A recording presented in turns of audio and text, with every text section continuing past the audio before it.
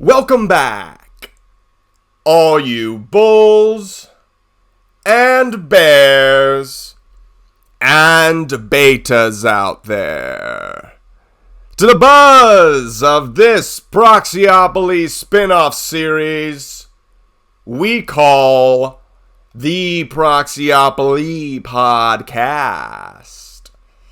I'm your host, the Proxyopolist, formerly known as the Jackal of Trades, aka Jesse Colbertic, here again at your service for another Proxyopoly score and Proxyopoly TM research report fresh off the presses for ExxonMobil.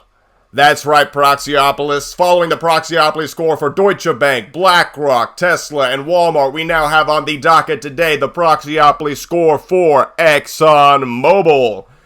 And I personally am very excited about this episode because we got a history with ExxonMobil that's going to go way back in time.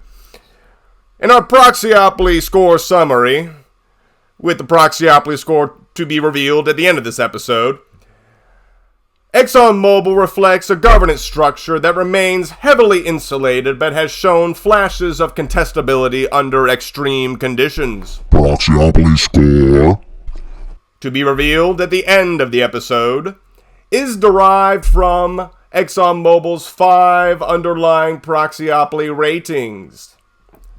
The first Proxyopoly rating being the Proxy Accumulation Resistance, PAR. The second Proxyopoly rating being the Bylaw Fortification Index, or BFI. The third Proxyopoly rating being the Shareholder Hostility Quotient, or SHQ. The fourth Proxyopoly rating being the Executive Entrenchment Factor, or EEF. And the fifth Proxyopoly rating underlying the overlaying Proxyopoly score is the Regulatory Evasion Measure, or REM. These Proxyopoly ratings indicate that ExxonMobil exhibits a proxy-fortified power structure, skewed toward management control. Negative components like the PAR will confirm that substantial structural insulation against shareholder challenges, while positive values such as the Shareholder Hostility Quotient will highlight an aggressively defensive posture by leadership. ExxonMobil's governance lies toward the entrenchment end of the spectrum. Shareholder influence is structurally discouraged and often actively resisted by management, even as occasional volatility, such as successful activist campaigns in 2021, the armor of ExxonMobil's bylaws and charter are not entirely unbreachable. In this analysis, we will provide a full disclosure of each Proxyopoly TM rating for ExxonMobil, followed by an integrated discussion of the company's structural, governance, and performance context. Proxyopoly TM will then offer comprehensive reform and policy recommendations aimed at restoring a healthier balance between management and shareholder rights. Finally, we present an AGM board nomination voting guide with recommendations for, against, abstain, or withhold on each current board member with detailed rationales to help shareholders navigate ExxonMobil's upcoming director elections at its shareholder meeting. In the first Proxyopoly rating we will look at, underlying the Proxyopoly score, is the Proxy Accumulation Resistance, or PAR. For this Proxyopoly rating, PAR, ExxonMobil scores a negative 0.30, indicating high resistance for a proxy accumulation resistance. ExxonMobil scores in the high resistance band of the proxy accumulation resistance, indicating that while an outside investor could theoretically gain influence via proxies, the deck is stacked against them. In practical terms, ExxonMobil's ownership and voting dynamics make any shareholder-led challenge extraordinarily difficult, save for rare seismic events. Noting ExxonMobil's diffuse ownership with entrenched institutional holders, Exxon has no controlling stakeholder or family holding. Insiders own only a tiny fraction of shares. CEO of ExxonMobil, Darren Woods, for example, holds well under 0.1% of shares. And even the largest individual investor, Senior Vice President Neil Chapman, holds under a total of 1 million shares. Negligible in a company with a over $500 billion market cap. Instead, roughly 58% of Exxon's stock is held by institutions. Notably, the big three index fund giants. As of 2024, Vanguard, BlackRock, and State Street together own about a quarter of ExxonMobil's votable shares. Vanguard alone owns approximately 9% votable shares. These passive investors tend to vote with management by default, providing a reliable voting bloc aligned with the incumbent board and against the interests of shareholders at large. This dynamic creates substantial inertia.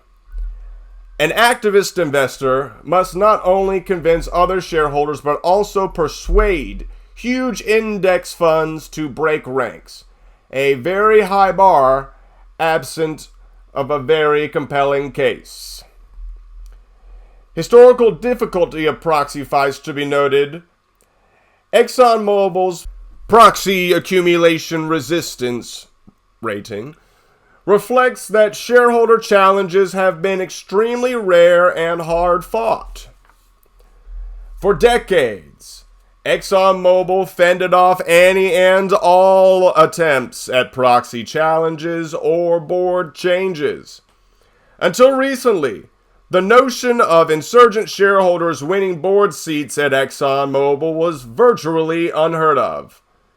The company's size, resources, and traditional investor base insulated it from proxy contests. Even dissatisfied shareholders had little chance to accumulate enough proxy votes to force change, as management-friendly institutions and retail investors reliably sided with the status quo at shareholder meetings. Proxy turnover was effectively nil. ExxonMobil's board composition changed only by boardroom invitation or retirement, never by outsider intervention throughout the 2020s and 2010s. Going back in time to the engine number 1 shock in 2021, this entrenched equilibrium was finally disrupted in 2021 when a tiny activist fund, engine number 1, holding only 0.02% votable shares outstanding, mounted an historic proxy battle. Engine number 1 leveraged discontent over ExxonMobil's chronic underperformance and climate strategy to rally support from institutional investors in a stunning outcome. ExxonMobil shareholders elected 3 dissident directors to the board in May of 2021, marking the first ever successful proxy contest against ExxonMobil's board. The campaign prevailed only because major institutions like BlackRock, State Street, and large pension funds, CalSTRS, New York State Common, etc., chose to side with the activist slate. a quote-unquote perfect storm of shareholder alignment. This pushed ExxonMobil's proxy accumulation resistance above an absolute fortress, since a breach was achieved, but it remains firmly in high resistance territory. It took extraordinary circumstances to overcome the built-in barriers at ExxonMobil, which we will dive into shortly. Notably, Exxon's management fought the challenge vigorously, even taking the unprecedented step of declaring a 1-hour meeting recess mid-vote, widely seen as a desperate attempt to garner last-minute votes to fend off the insurgents. A former oil executive described the maneuver as pretty desperate. The insurgents' win was razor-thin and required unified action by disparate shareholders, underscoring how formidable Exxon's proxy resistance normally is. Insider and board alignment at ExxonMobil, underscoring the proxy accumulation resistance. While insider share ownership is low, limiting direct power of management, the board's alignment with management amplifies proxy resistance. By 2021, Exxon's entire board, aside from the CEO, was composed of independent directors on paper, but many had long tenures and close ties, and they consistently closed ranks with the CEO on contested votes. For example, in 2021, CEO Darren Woods himself was re-elected with 94% support, even as shareholders were rebelling on other directors. This suggests that when push comes to shove, management retains the confidence of enough big shareholders to weather direct challenges. Without a broad coalition of top investors, an activist stands almost no chance.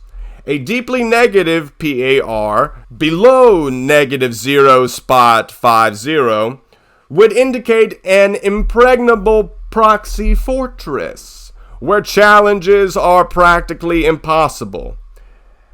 However, ExxonMobil isn't quite there. 2021 proved that it is possible to win a proxy fight at ExxonMobil, but the odds remain heavily in management's favor under normal conditions.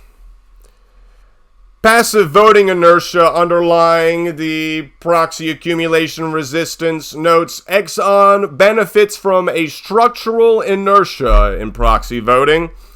Index funds and many retail investors and typically follow proxy advisor recommendations or management's lead. Historically, proxy advisors such as Institutional Shareholder Services and Glass Lewis usually supported Exxon's incumbent board, except in extraordinary situations.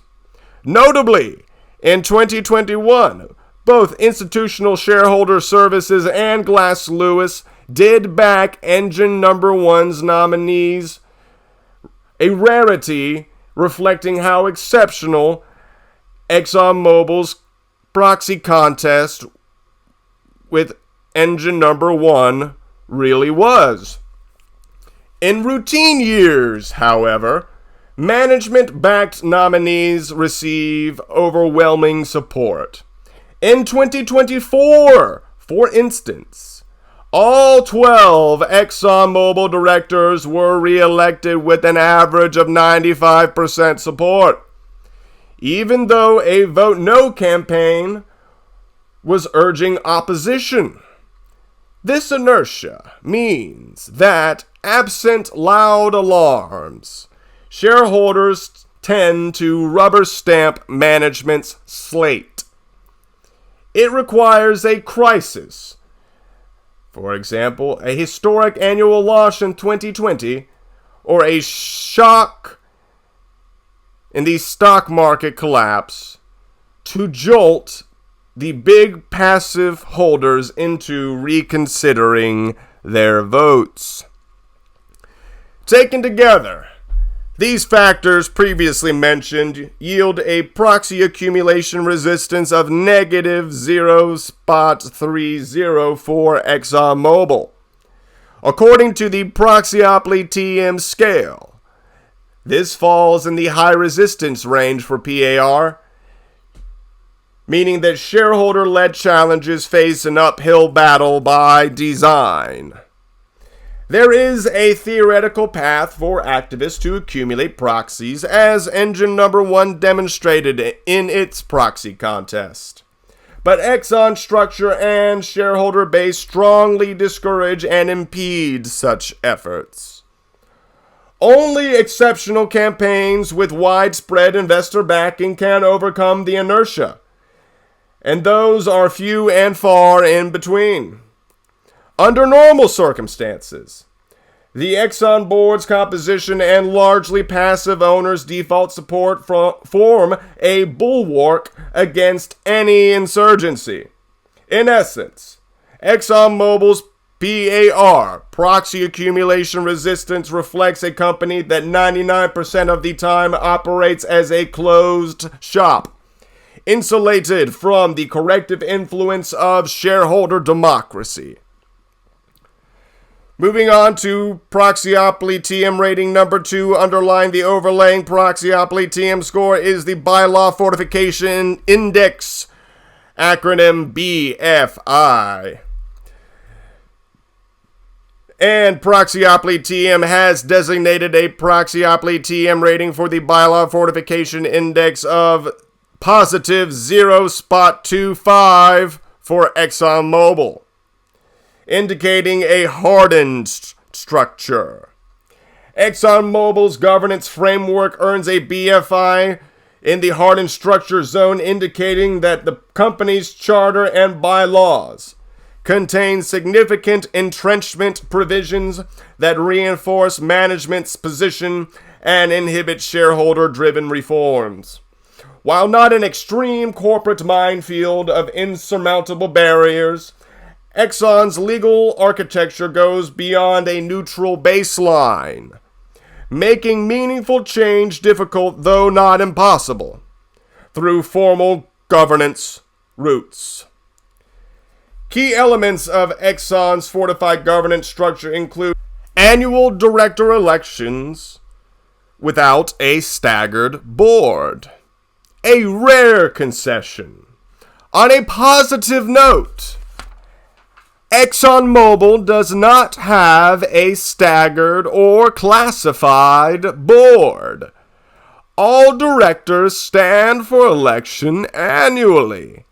This is a shareholder-friendly provision that provides the theoretical ability to replace the entire board in one meeting. It represents a crack in the fortification. Many entrenched companies use classified or staggered boards to thwart rapid change. But Exxon, under investor pressure in years past, moved to annual elections.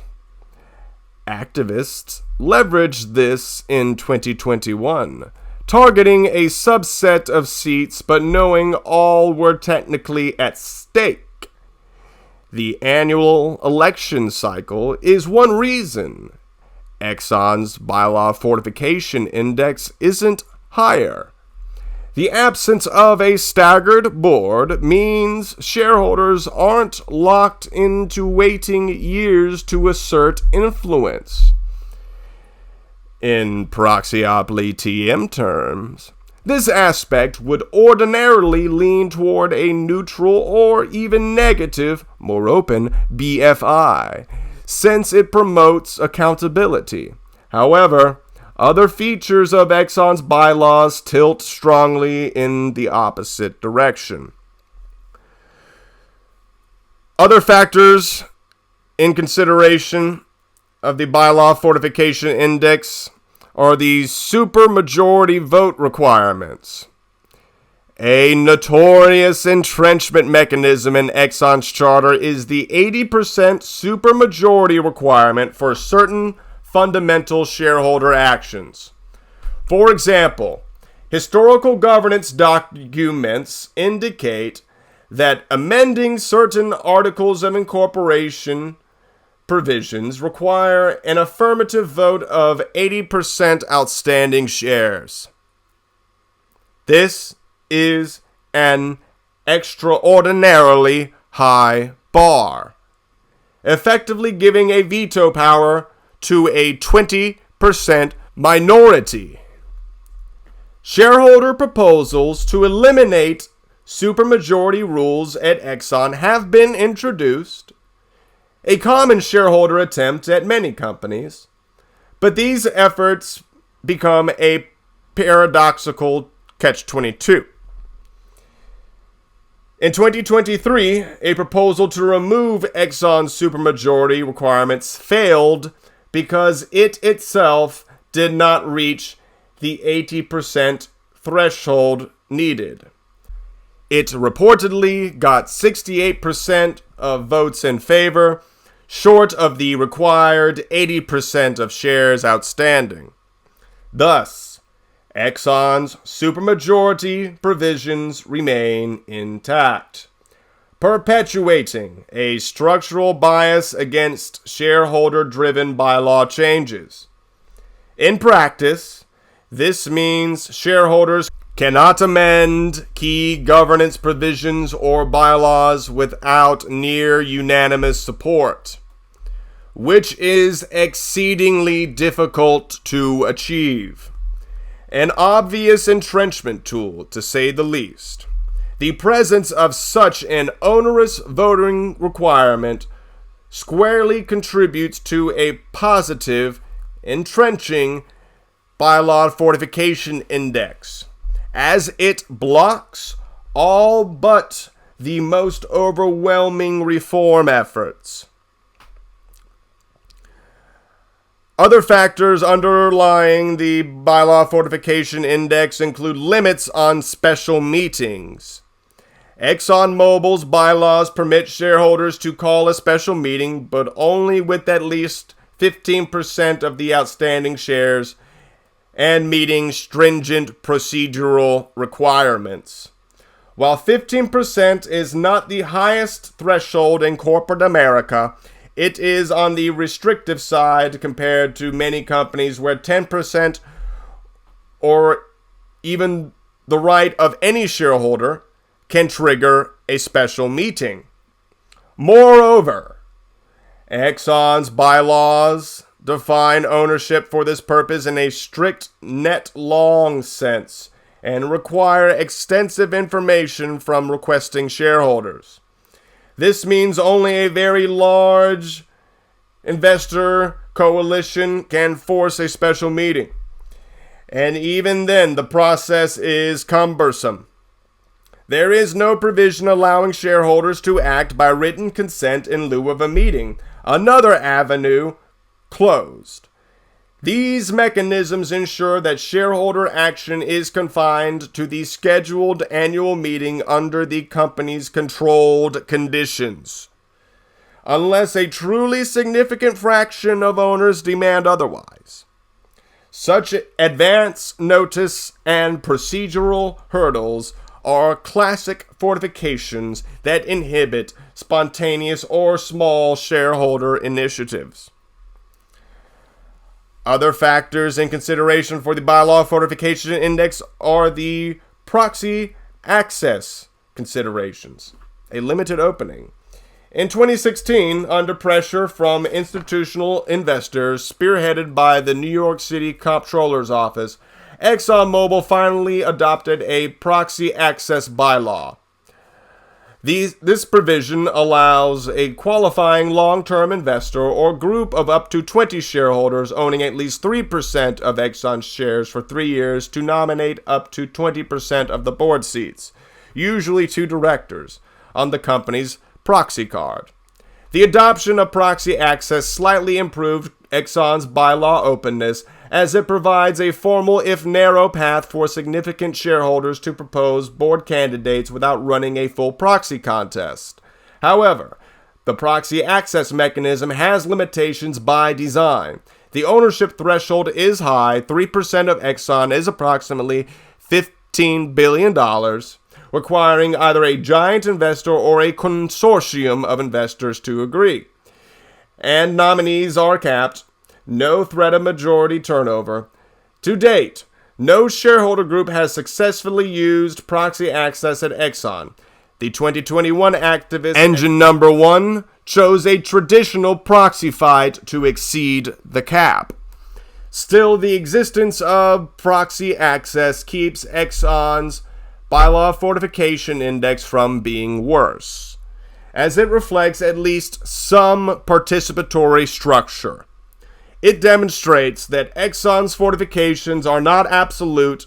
Under certain stringent conditions, shareholders have a bylaw-sanctioned route to board representation.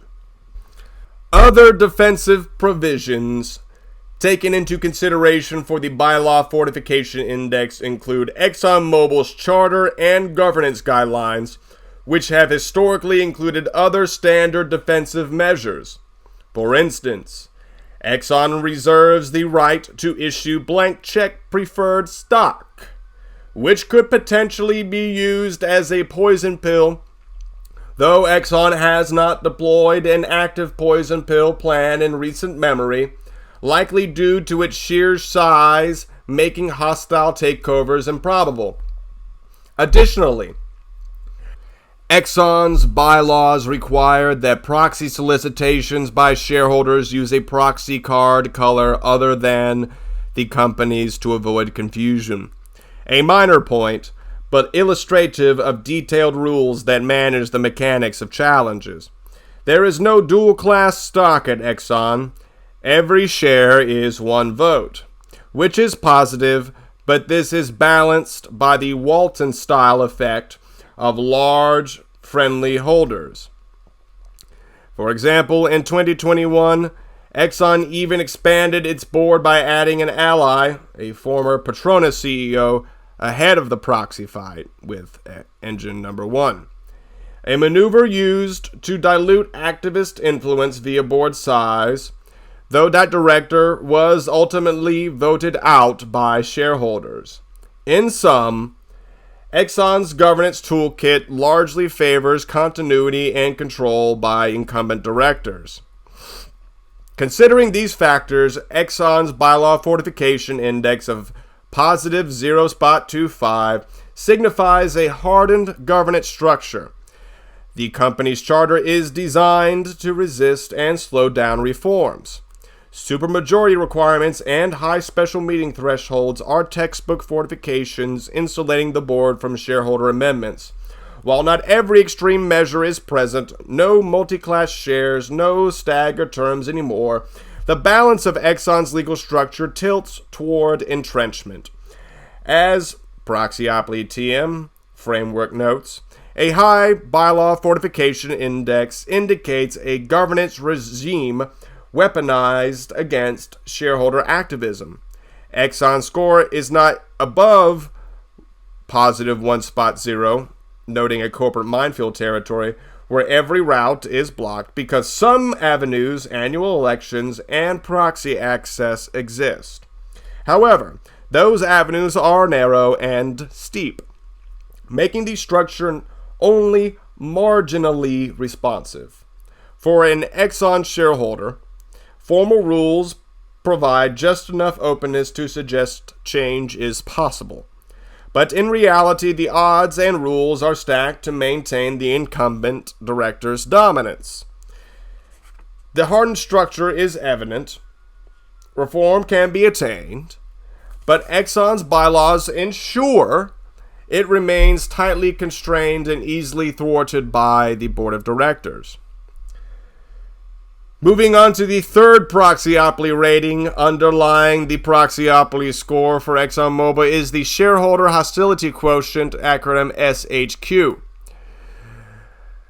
And Proxyopoly has designated a Proxyopoly rating of of positive 1.40. Hostile territory. As it is described for the shareholder hostility quotient, ExxonMobil registers a very high shareholder hostility quotient, reflecting an organizational attitude and track record of treating shareholder advocates and proposals as adversaries to be defeated rather than partners to engage. With a shareholder hostility quotient of positive 1.40, ExxonMobil falls squarely in the hostile territory category, meaning shareholder rights and voices are frequently seen by management as a nuance or threat. This hostility manifests in multiple ways, from the tone of communications to concrete actions taken against shareholder interests. Evidence of ExxonMobil's hostile stance toward shareholder input includes open antagonism in proxy communications. Exxon's public communications around shareholder proposals have grown unusually combative in recent years. In the proxy statement for 2024 annual shareholder meeting, ExxonMobil explicitly attacked the motives and credibility of certain shareholders or advocacy groups.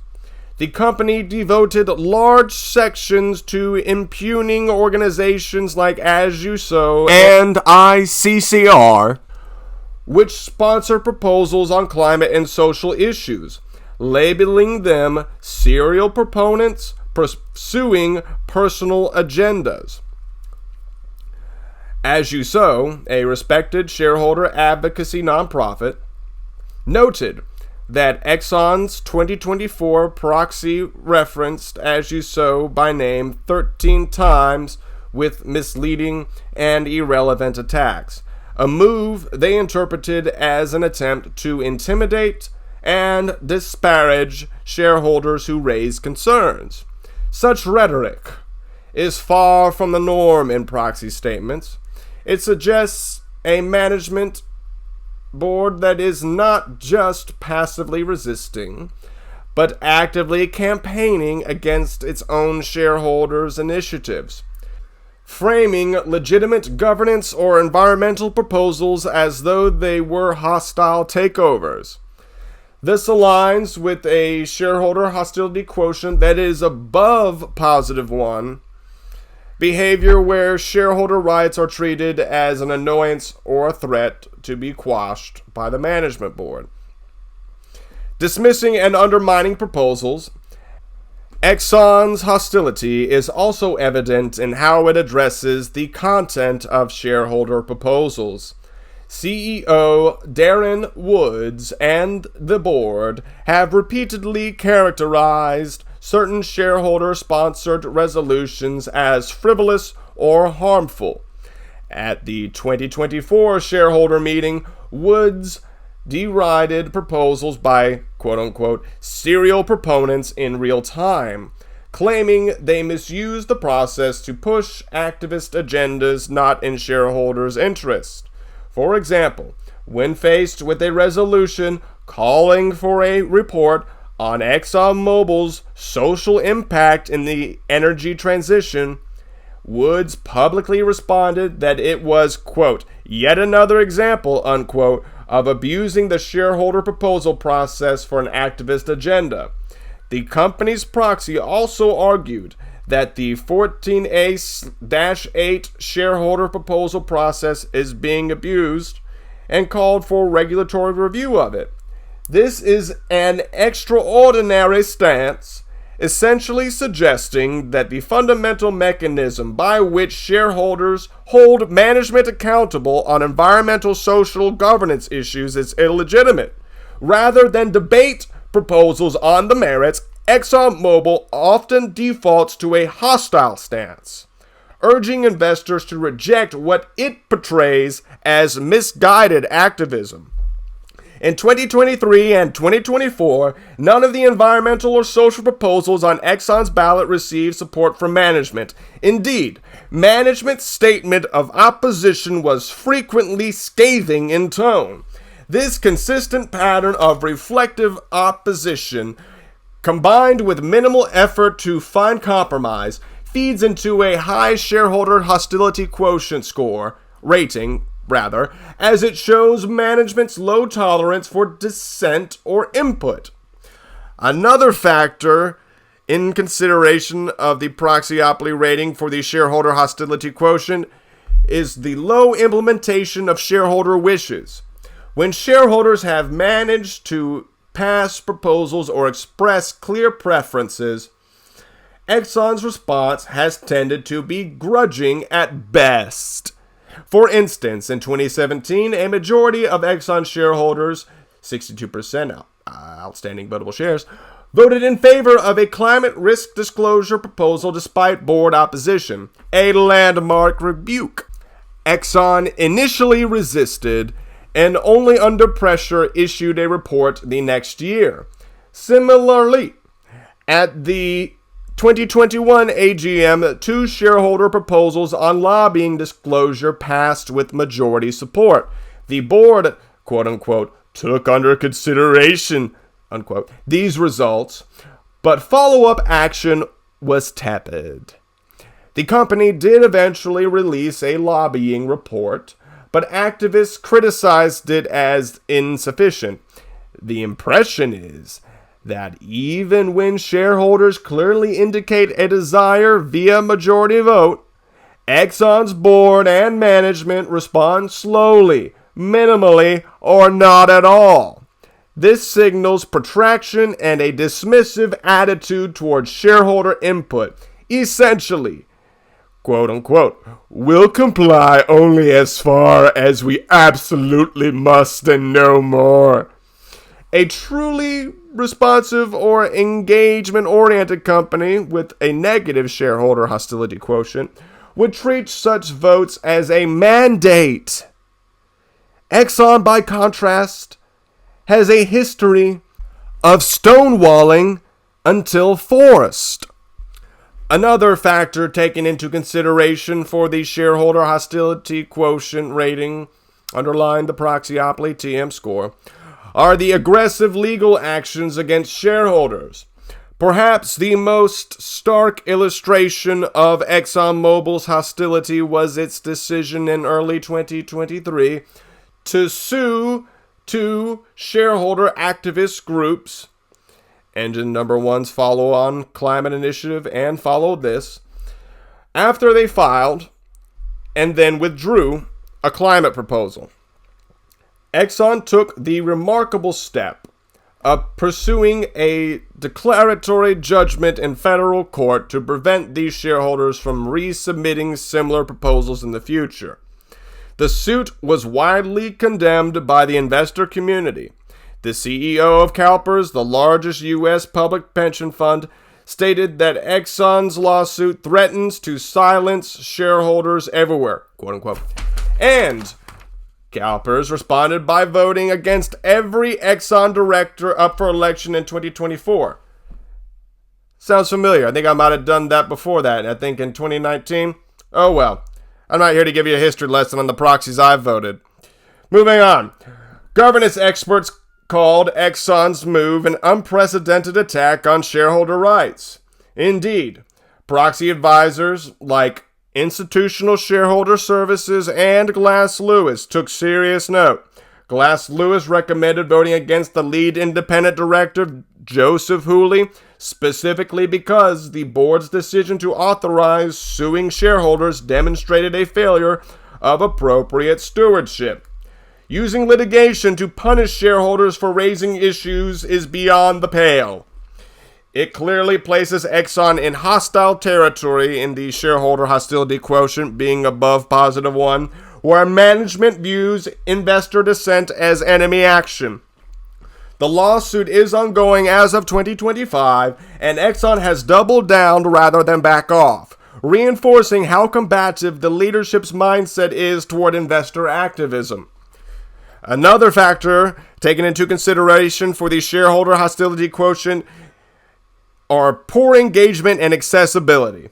Reports from institutional investors indicate that Exxon historically ranked poorly in shareholder engagement approachability. Prior to that 2021 engine number 1 proxy contest, Exxon's board was seen as unresponsive to climate concerns.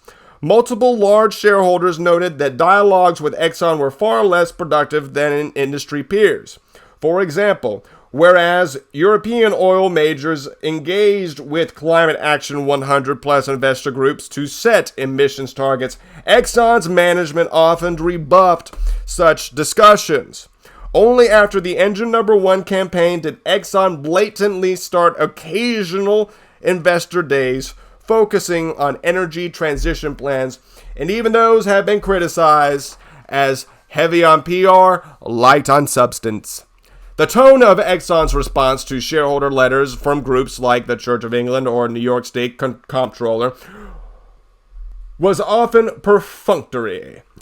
In the Proxyopoly TM criteria, limited access to senior leadership and a defensive investor relations posture contribute to a higher shareholder hostility quotient. Exxon's executives give few opportunities for unscripted shareholder interaction. For example, Exxon still holds its shareholder Q&A portion of the annual general meeting virtually with pre-screened questions. This stands in contrast to a balanced or responsive environment where management regularly meets concerned investors halfway. Another factor taken into consideration for the shareholder hostility quotient is framing shareholder dissent as harmful.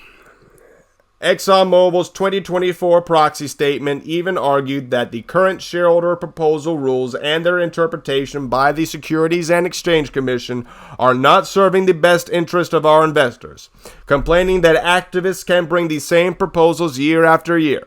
In other words, Exxon's official stance is that repeated shareholder efforts on topics like climate are a wasteful distraction.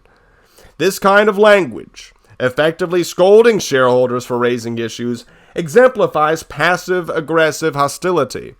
It shifts blame to proponents rather than acknowledging any merit. Additionally, Exxon in 2023 and 2024 urged the SEC to allow it to exclude several proposals, urging procedural means to avoid a vote. For instance, it sought no action relief on proposals about climate targets and plastic pollution impacts, though some were ultimately on the ballot due to stricter SEC guidance. The reliance on technicalities to dodge or minimize votes further illustrates an antagonistic approach to shareholder input. Considering all these points, ExxonMobil's shareholder hostility quotient, receiving a Proxyopoly rating of positive 1.40, is well substantiated.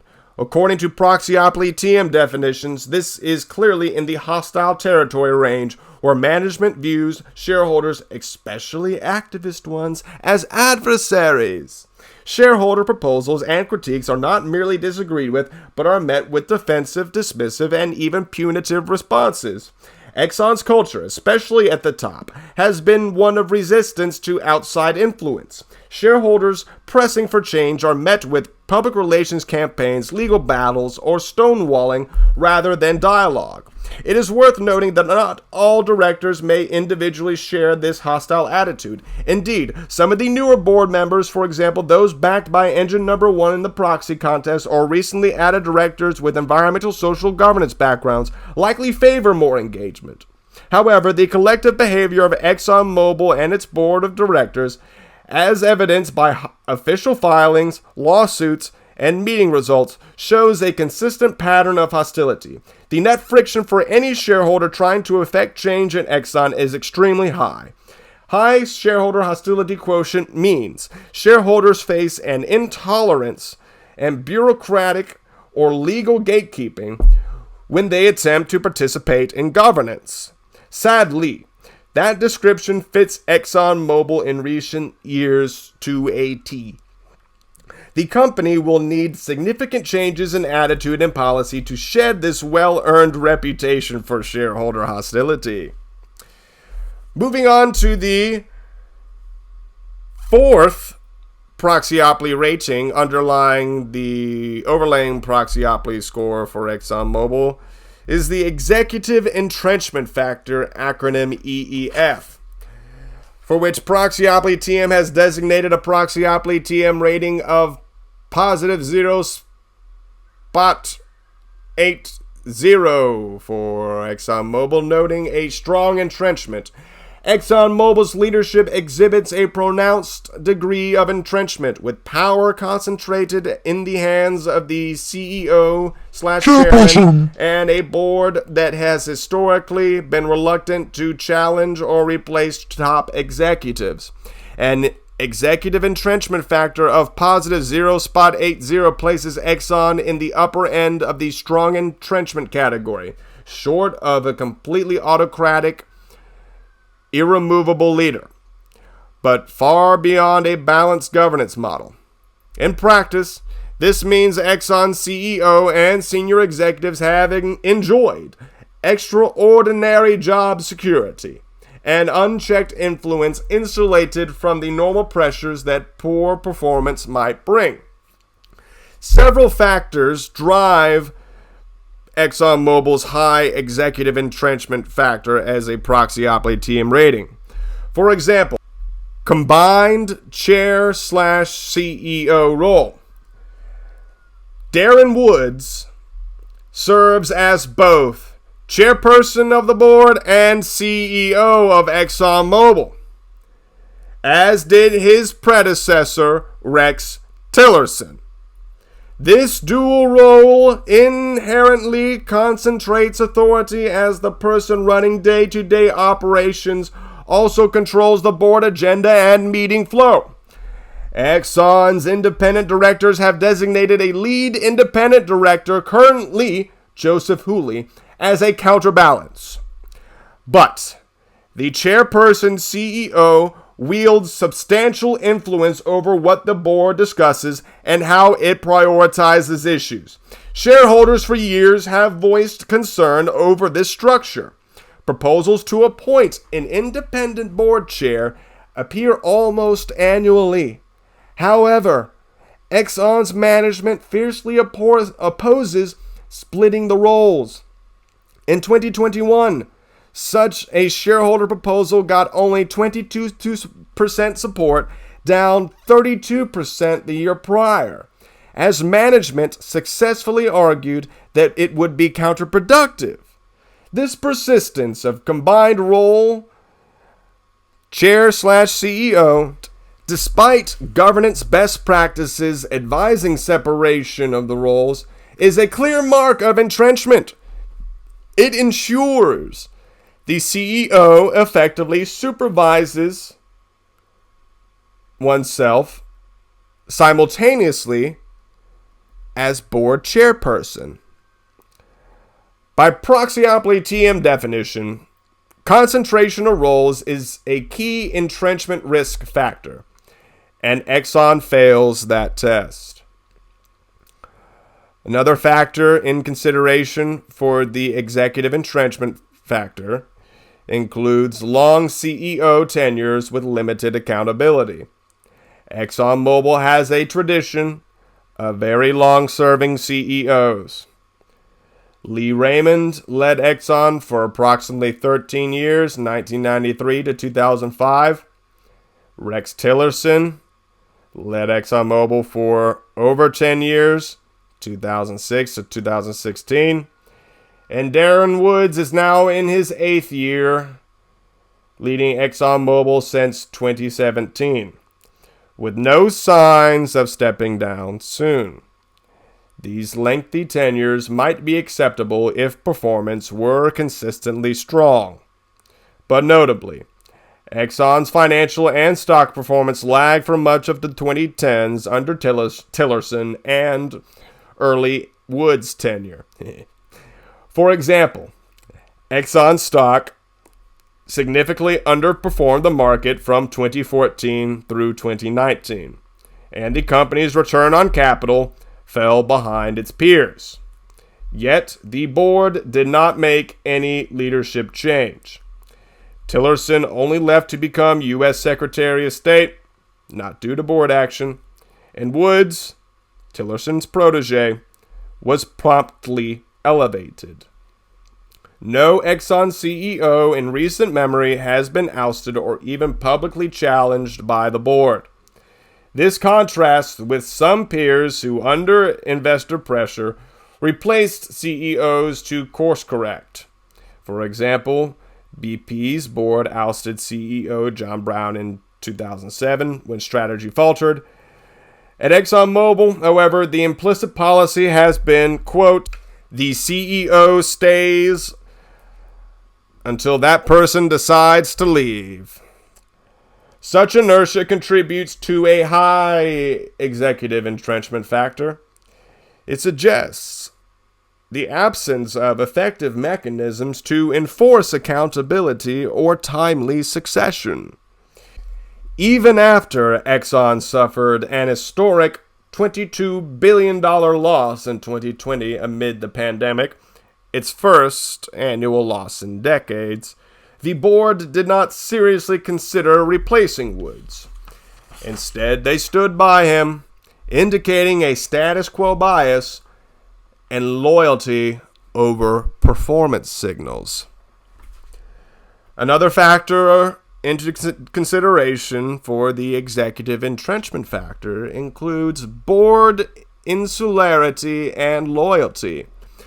Exxon's board until recently was often criticized for being insular and overly deferential to management.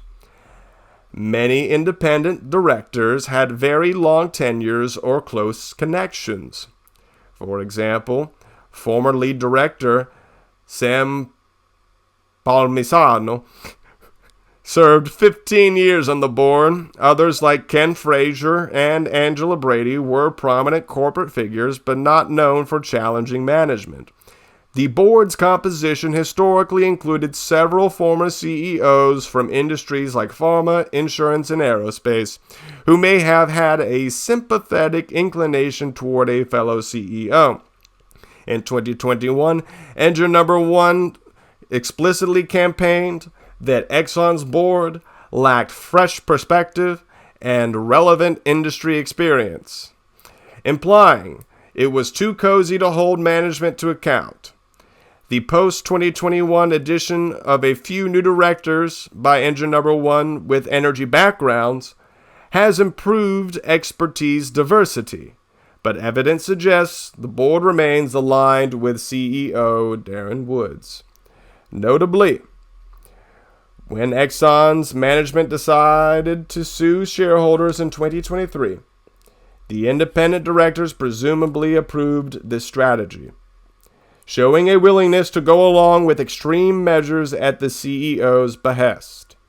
Furthermore, in 2024, when proxy advisor Glass Lewis urged voting against lead director Hooley for failing to curb management's excesses, the board closed ranks and defended its actions. Such behavior, directors prioritizing management's agenda over shareholder sentiment, indicates that the board is not acting as an independent check on executive power, raising the executive entrenchment factor.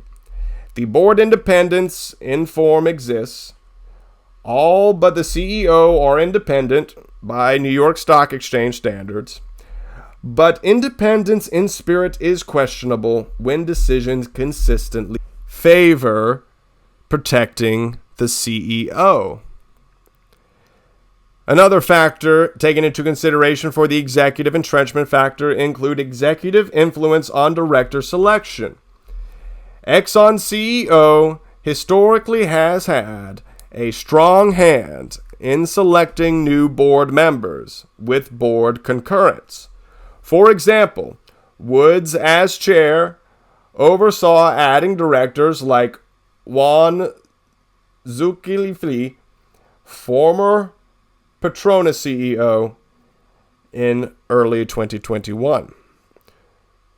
presumably to inject oil industry experience supportive of Exxon's direction.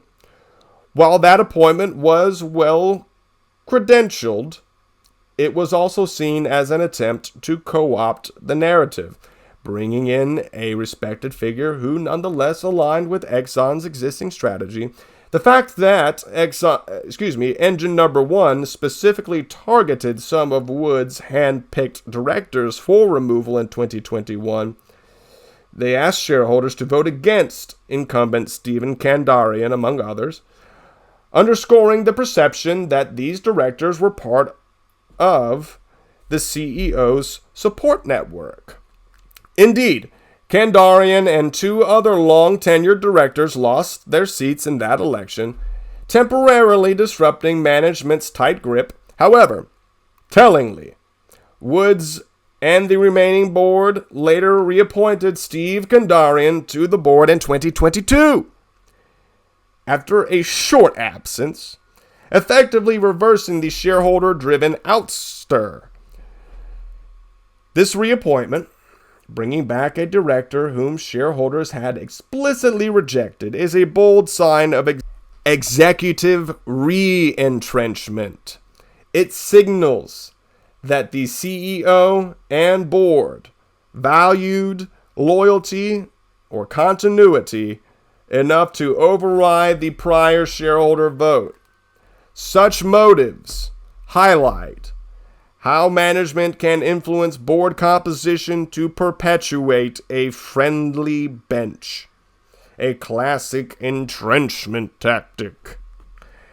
Another factor underlying the executive entrenchment factor includes compensation structure and pay for pulse.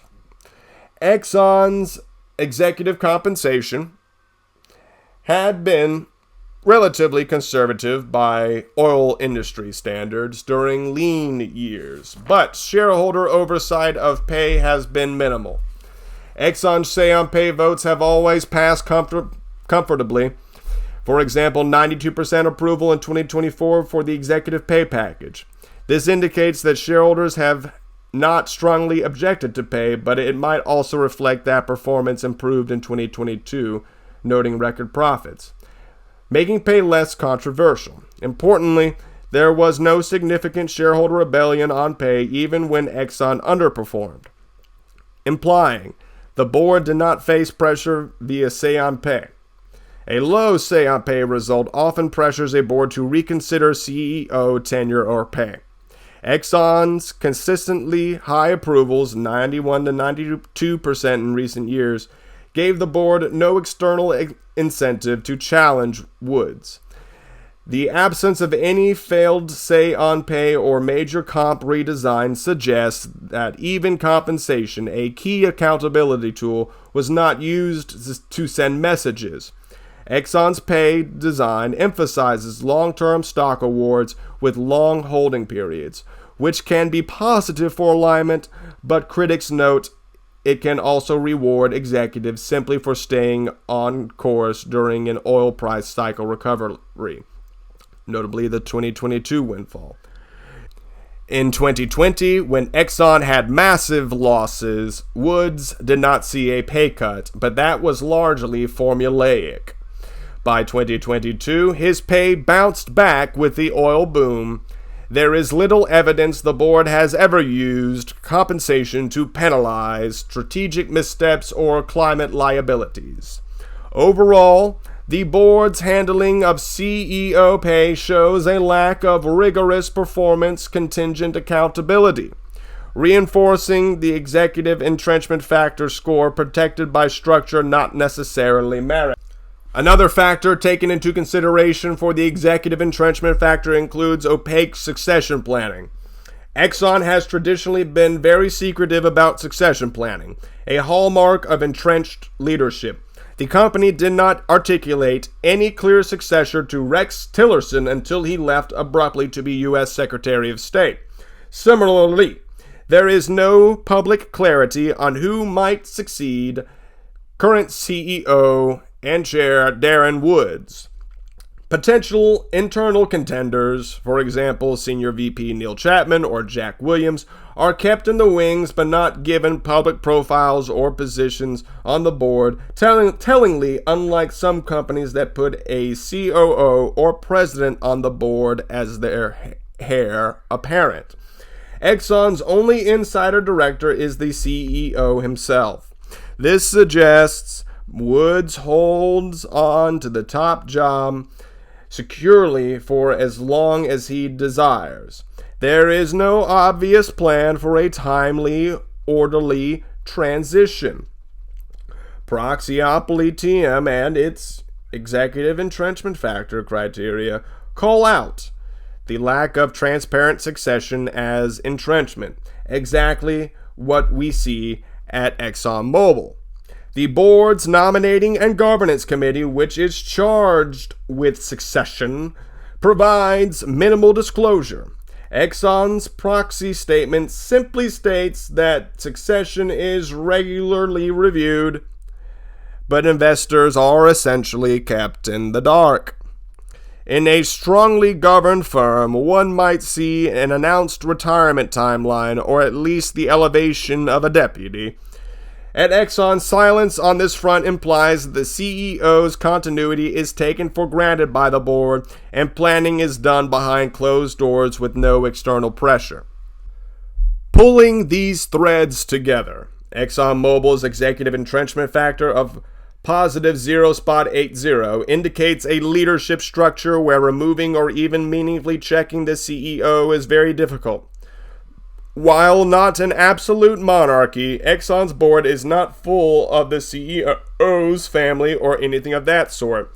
It is a system where, short of shareholder revolt, the CEO calls the shots and faces scant opposition. In Proxyopoly TM terms, Exxon is shy of the autocratic executive power extreme, above a Proxyopoly rating of positive 1.0, where removal is virtually impossible, but it is firmly in the strong entrenchment territory. The CEO enjoys entrenched power through combined roles, chair and CEO, a compliant board, and lack of corrective forces. Indeed, the rare instance of accountability, engine number one's proxy fight, notably did not remove Woods, only some directors. Despite that wake-up call, Woods emerged with 94% re-election support in 2021 during that proxy fight and an even stronger grip on position post-2022. A high executive entrenchment factor Proxyopoly rating underscores a risk. The lack of meaningful executive accountability mechanisms can lead to strategic myopia and slow adaptation.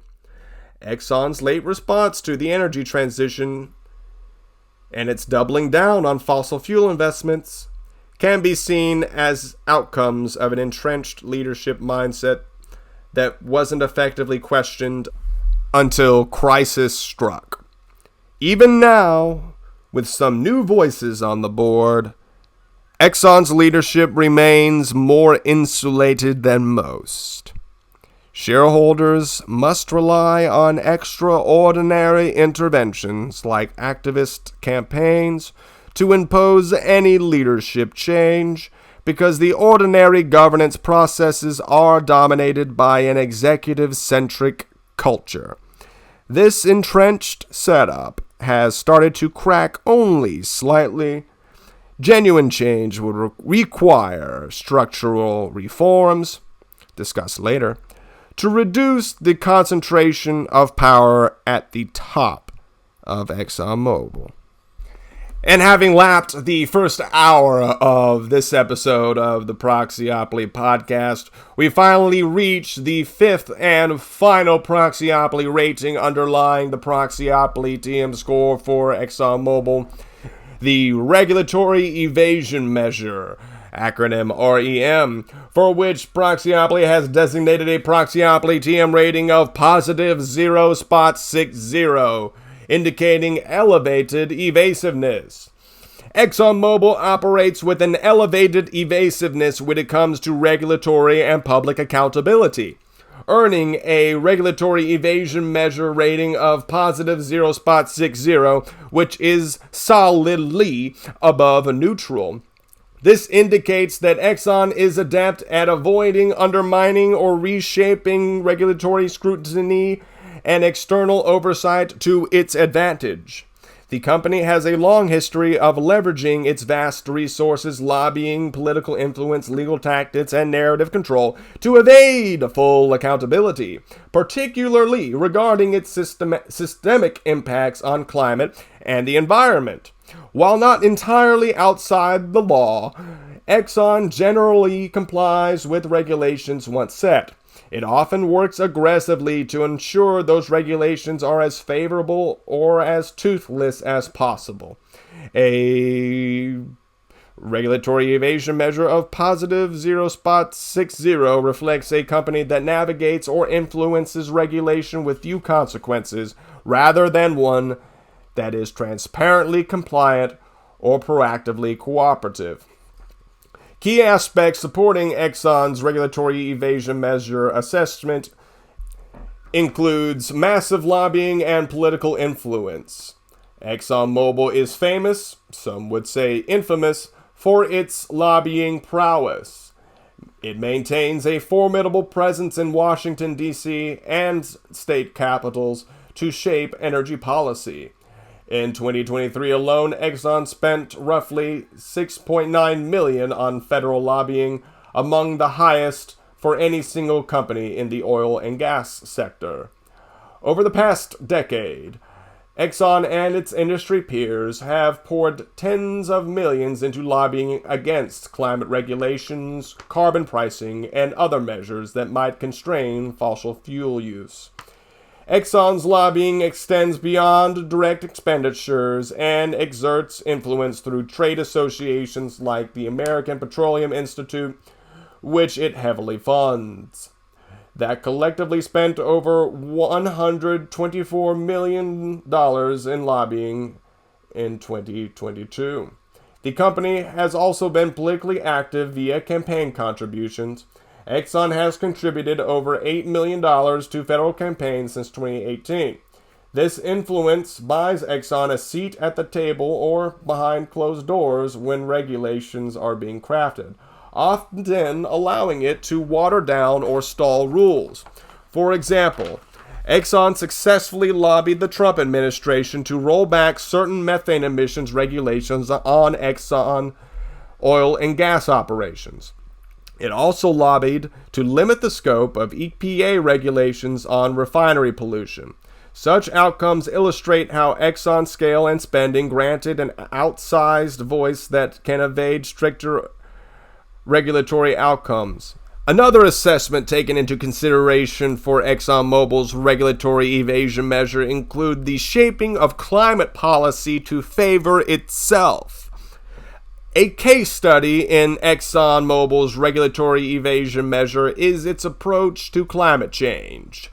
For decades, Exxon was a central player in disinformation campaigns that delayed climate action, which in effect bought time free of carbon regulation. Extensive investigations and academic research have shown Exxon was behind a vast network of organizations that denied evidence about the climate emergency, manufactured scientific doubt, and delayed regulatory action. By funding think tanks and lobbying groups that cast doubt on climate science, Exxon helped forestall the political consensus needed for carbon regulations, an extremely effective form of regulatory evasion through influence. Even as scientific consensus grows, Exxon's messaging until the mid-2000s emphasized uncertainty and opposed emissions targets.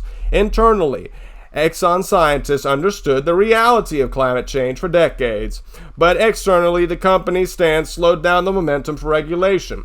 This strategic delay has been described by climate experts as one of Exxon's most consequential legacies. By the time Exxon publicly acknowledged climate change in the late 2000s and pivoted to talking about solutions like carbon capture, it had successfully avoided binding international or U.S. regulations during the critical decades prior. The eventual regulatory scrutiny that came, such as EPA greenhouse gas rules, Paris Agreement goals, was already behind the curve, allowing Exxon to continue business as usual longer than should have been possible. This history undeniably boosts Exxon's regulatory evasion measure, as it systemically evaded meaningful oversight on climate impact via a combination of lobbying and narrative control.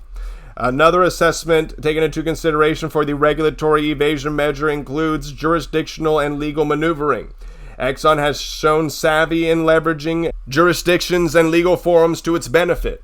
When facing investigations or lawsuits, it has not hesitated to push back hard. For example, when attorneys general of New York and Massachusetts launched investigations into whether Exxon misled investors about climate risks, the quote-unquote Exxon Knew controversy, Exxon fought subpoenas for years and tried unsuccessfully to get Massachusetts AG disqualified, accusing her of bias.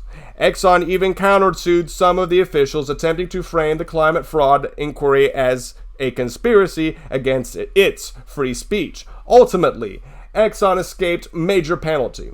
The New York case ended in 2019 when a judge ruled Exxon did not commit investor fraud, applying a high legal bar. And the Massachusetts case is still pending slowly. The outcome in New York, essentially an acquittal, was seen as a result of Exxon's meticulous legal preparation and high burden of proof strategy. It demonstrated Exxon's ability to avoid culpability through aggressive legal defense. Even when evidence showed it downplayed climate risks in public versus internal calculations. This pattern, navigating enforcement such that either the law doesn't catch you or you grind down the enforcers, is typical of a high regulatory evasion measure. Another assessment taken into consideration for the regulatory evasion measure for ExxonMobil includes reaping subsidies and shifting costs. In recent times, Exxon has pivoted to positioning itself as part of the climate solution by championing carbon capture and storage, CCS technology.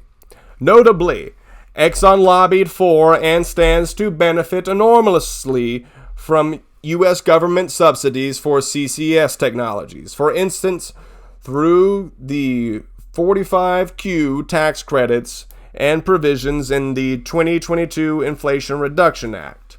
Critics argue Exxon's promotion of CCS is strategic. It secures public funding for technology that also helps Exxon extract more oil via CO2 injection for enhanced oil recovery.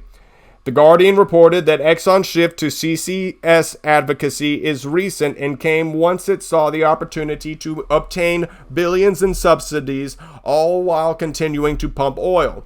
This could be viewed as a form of regulatory arbitrage, using climate policy designed to reduce emissions in a way that extends Exxon's core fossil fuel business with government support. Meanwhile, Exxon argues it's aligning with climate goals, but effectively it has directed the policy response towards solutions that benefit itself and delay a transition to alternatives. In the bigger picture, Exxon externalizes many costs. Climate change damages from Exxon's emissions are borne by society. And now even some mitigation costs, CCS development, are being shifted onto taxpayers. This behavior, securing public money and shaping policy in its favor, underscores that Exxon often operates beyond meaningful market discipline or regulatory constraint, a characteristic of regulatory evasion measure above zero. As an energy policy expert quoted, quote, "Oil companies that make billions in profit don't need public subsidies. Supporting companies that are the cause of climate change via subsidies is not a good idea." Unquote. Yet that is exactly what is happening, in large part due to Exxon's influence. Another assessment taken into consideration for the regulatory evasion measure includes systemic importance without equivalent oversight. ExxonMobil is one of the largest publicly traded oil companies in the world. Its operations have systemic implications for energy markets, the environment, and even the global economy.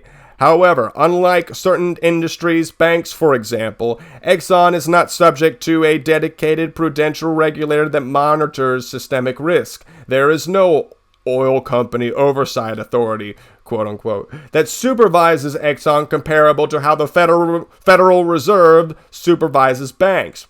Exxon thus exploits the fragmented regulatory regime. Its oil and gas exploration is regulated piecemeal by agencies like the EPA, OSHA, state oil commissions, etc. But no regulator looks holistically at Exxon's impact or demands structural risk mitigation. For instance, even as climate change represents a systemic risk to the economy, and Exxon is a major contributor to that risk, there is no direct regulatory cap on Exxon's carbon emissions, only general environmental regulations that apply industry-wide. Exxon has vocally opposed being designated as a systemically important company in that context. This lack of overarching oversight fits the description of a company with a high regulatory evasion measure, operating above or beyond effective regulatory constraint despite its size and impact. Exxon's regulatory evasion measure isn't not as extreme as, say, a giant financial institution like BlackRock, which holds trillions without being a regulated bank. BlackRock's Proxyopoly TM regulatory evasion measure was notably even higher, if you want to take a listen back at previous episodes of the Proxyopoly podcast. But Exxon certainly benefits from gaps in that regulatory fabric. It has also structured operations to avoid some regulations. For example, it historically had various offshore subsidies in the Bahamas, Netherlands, etc., potentially for tax or disclosure arbitrage, though recent U.S. tax reforms have reduced some benefit of offshore profit parking. And there is no free parking in Proxyopoly. The next assessment taken into consideration for the regulatory evasion measure of ExxonMobil includes pattern of regulatory settlements without admission. Over the years, Exxon has faced fines and legal actions on issues ranging from environmental spills to corruption allegations. For example, a 2009 investigation into bribery that was settled quickly. Typically, Exxon agrees to pay fines or settlements without admitting wrongdoing, then continues business largely unaffected.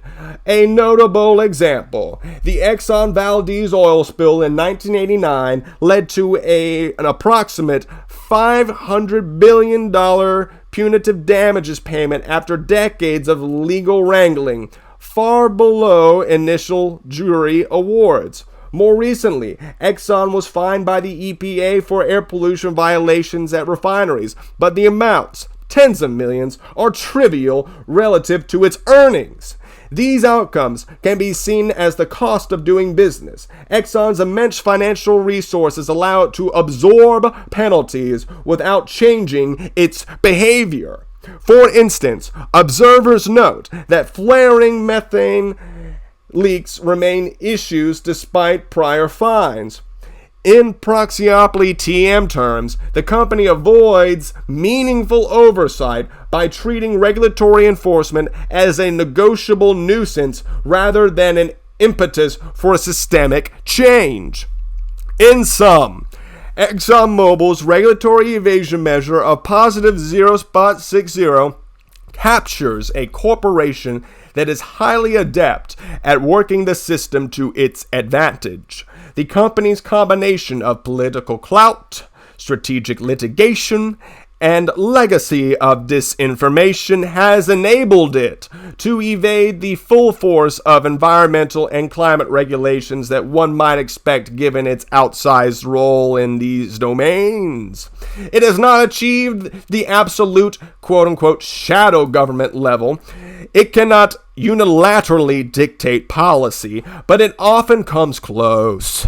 Indeed, in certain areas, Exxon exerted de facto veto power over U.S. climate policy, for example, influencing the U.S. to reject Kyoto Protocol commitments in the 1990s and 2000s. A regulatory evasion measure in the positive 0.5 to 1.0 range means Exxon navigates regulation without consequence.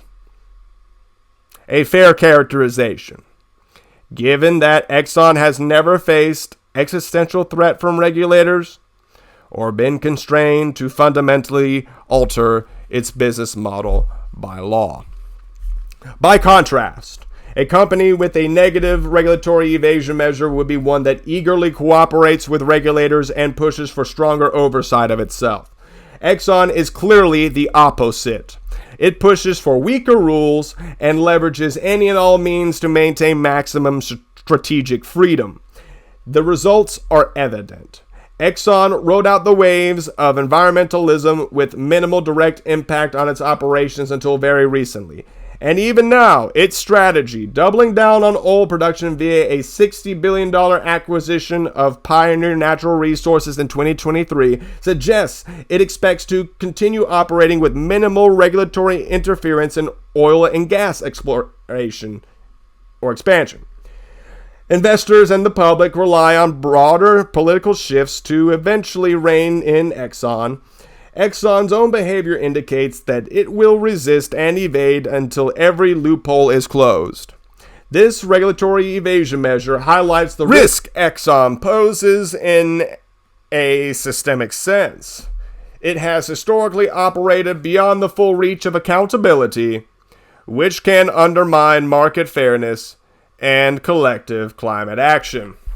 Having now heard all of the Proxyopoly TM ratings underlying the overlaying Proxyopoly TM score, we will sum up what you just heard before the calculation of the final Proxyopoly score, Proxyopolists. Structural governance and performance context taken together, ExxonMobil's Proxyopoly TM ratings paint a picture of a corporate giant with deeply entrenched management and a history of shareholder disenfranchisement, albeit one that had a brush with shareholder revolt. It is important to situate these governance characteristics in context of Exxon's corporate performance and strategic trajectory, as governance and outcomes are interlinked. Financial performance versus governance pressure. Exxon's governance remained static and management dominated for years because performance was generally acceptable to investors, until it wasn't. Through the early 2010s, Exxon was respected as an oil industry leader with steady dividends. However, from 2014 to 2019, Exxon's returns deteriorated sharply due to missteps like the ill-timed XTO gas acquisition and low oil prices. By 2020, Exxon stock had fallen out of favor, and the company suffered that year's massive loss and dividend scare. Only then did dormant governance cracks burst open in the form of Engine No. 1's proxy contest. The stunning 2021 proxy fight victory by Engine No. 1, which installed 3 dissident directors, was essentially a market-driven corrective to years of insularity. Shareholders said enough to poor capital allocation and climate deafness. This was a major stress test of Exxon's Proxyopoly defenses. The fact that 3 insurgents won suggests that when performance lagged egregiously, even Exxon's proxy fortress could be stormed. In effect, market underperformance triggered a governance intervention. Management's response and partial adaptation after 2021, ExxonMobil's board and management, chastened by the revolt, made some moves that partially opened the governance structure. They added directors with energy transition experience, i.e., Kaisa Haitala, and initiated a bit more transparency, issuing the lobbying report demanded by shareholders, creating a low-carbon business division. These steps likely prevented even worse Proxyopoly ratings. They showed the system can adjust under duress. However, it is telling that none of Engine Number 1's nominees from 2021 remain on Exxon's board as of 2025, except Hytala and Alexander Karsner, another Engine Number 1 backed director. One, Greg Goff, resigned in 2022 due to a conflict, becoming CEO of another company, and the board did not replace him with another activist picked. Another, Karsner, was initially at risk but ultimately confirmed. The board also saw the departure of Ursula Burns and Ken Frazier in 2022, two respected independents who had suffered the activist push for change. Meanwhile, the re-entrenchment occurred quietly. The board brought back former director Stephen Kandarian, whom shareholders had previously removed in the proxy contest with Engine Number 1, and added directors like loyalist former Senator Darren Woods. Added loyalists like former Caterpillar CEO Doug Oberhelman, who was narrowly re-elected in 2021, and new members from the corporate establishment. For example, Goldman Sachs partner Dina Powell McCormick, elected in 2023. Thus, with a couple of years, Exxon's board makeup again tilted towards those likely to back management's strategy. The net effect is that Exxon's governance shock in 2021 led to some constructive change, but also prompted a steely response by management to regain control. Our ratings reflect this nuanced outcome. Exxon did not become a shareholder-friendly company overnight. It remains quite fortified and even combative, but with a few more dissenting voices inside the boardroom than before. Record profits easing pressure. In 2022, ExxonMobil reported the highest annual profit in its history, $56 billion. High oil and gas prices post-pandemic sent Exxon stock soaring and vindicated, at least in the short term, management's refusal to pivot away from fossil fuel. This financial windfall has had a direct effect on governance dynamics. It relieved much of the shareholder pressure that had built up. By 2023 and 2024, generalist investors were again pleased with ExxonMobil's dividends and buybacks. The company announced a $50 billion share repurchase plan then. As a result, shareholder activism targeting Exxon's board of directors lost momentum. At the 2024 AGM, as noted, all directors received 87 and 98% support. The earlier momentum for change dissipated in the face of fat profits. This underscores a critical point. Exxon's entrenched governance might not face serious external challenge unless performance falters again or broader investor values shift. In good times, the company's strong entrenchment and hostility to proposals do not immediately harm shareholder value. Indeed, many investors prioritize the returns and are willing to overlook governance concerns. However, this cyclical nature is risky. When the cycle turns down, Exxon could again find itself unprepared and at odds with investors, absent structural reforms. To be noted before revealing the final Proxyopoly TM score for ExxonMobil is the strategic myopia and risk exposure. ExxonMobil's Proxyopoly tendencies, resisting shareholder input and regulatory constraints, have enabled it to pursue a strategy of heavy oil and gas investment at a time when competitors began hedging bets. For example, Shell and BP invested in renewables, albeit modestly. This unwavering focus served Exxon well in the 2022 boom. It also leaves the company highly exposed to energy transition risks. Exxon is essentially betting that the global climate policy will not drastically impair fossil fuel demand in the coming decade. That bet may pay off or may backfire spectacularly if policy or technology change faster than Exxon expects. A more open governance structure might have pushed Exxon to diversify more or set emissions targets, reducing long-term risk. Instead, Exxon's entrenched leadership doubled down, illustrated by its late 2023 agreement to acquire Pioneer Natural Resources. massively expanding its shale oil holdings. This $60 billion deal is a vote of confidence in oil's future, but also a gamble that could become a stranded asset issue under aggressive climate action scenarios. Thus, Exxon's governance is directly tied to its risk profile. The lack of internal challenge allowed management's bullish oil view to go unchecked. Some of the Engine Number 1 directors reportedly urged more rigorous climate strategy and capital discipline.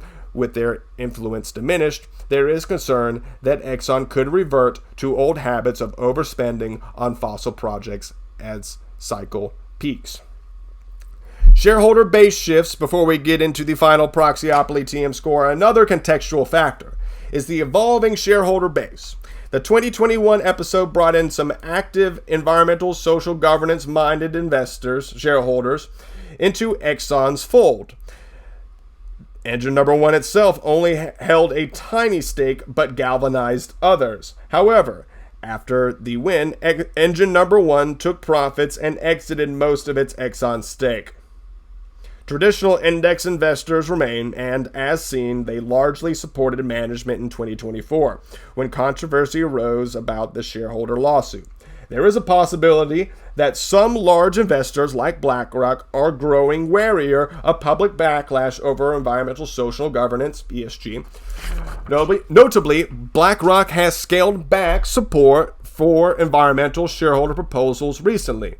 This means, ironically, that the very institutions who helped force change at Exxon in 2021 may be less inclined to do so again, especially now that returns are strong.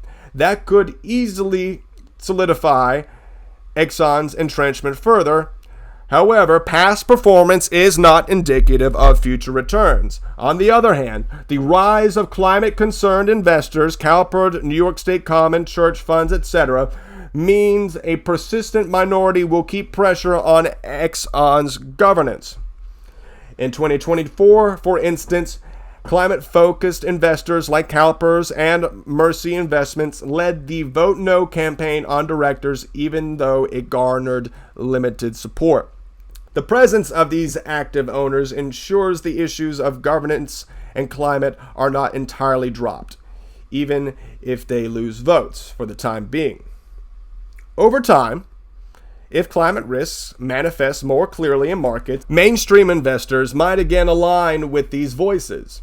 Exxon's management may be enjoying a reprieve now, but the underlying tensions between its strategy and a decarbonizing world remain. In summary, ExxonMobil's governance structure, highly resistant to outside influence and historically dismissive of dissent, has had real consequences, both good and bad. It provided stability and consistency, which some argue allowed Exxon to weather downturns and focus on long-term projects. But it has also bred strategic complacency, leading Exxon to misjudge major shifts like the shale oil glut or the insurgency of climate action, requiring a painful wake-up call in 2021.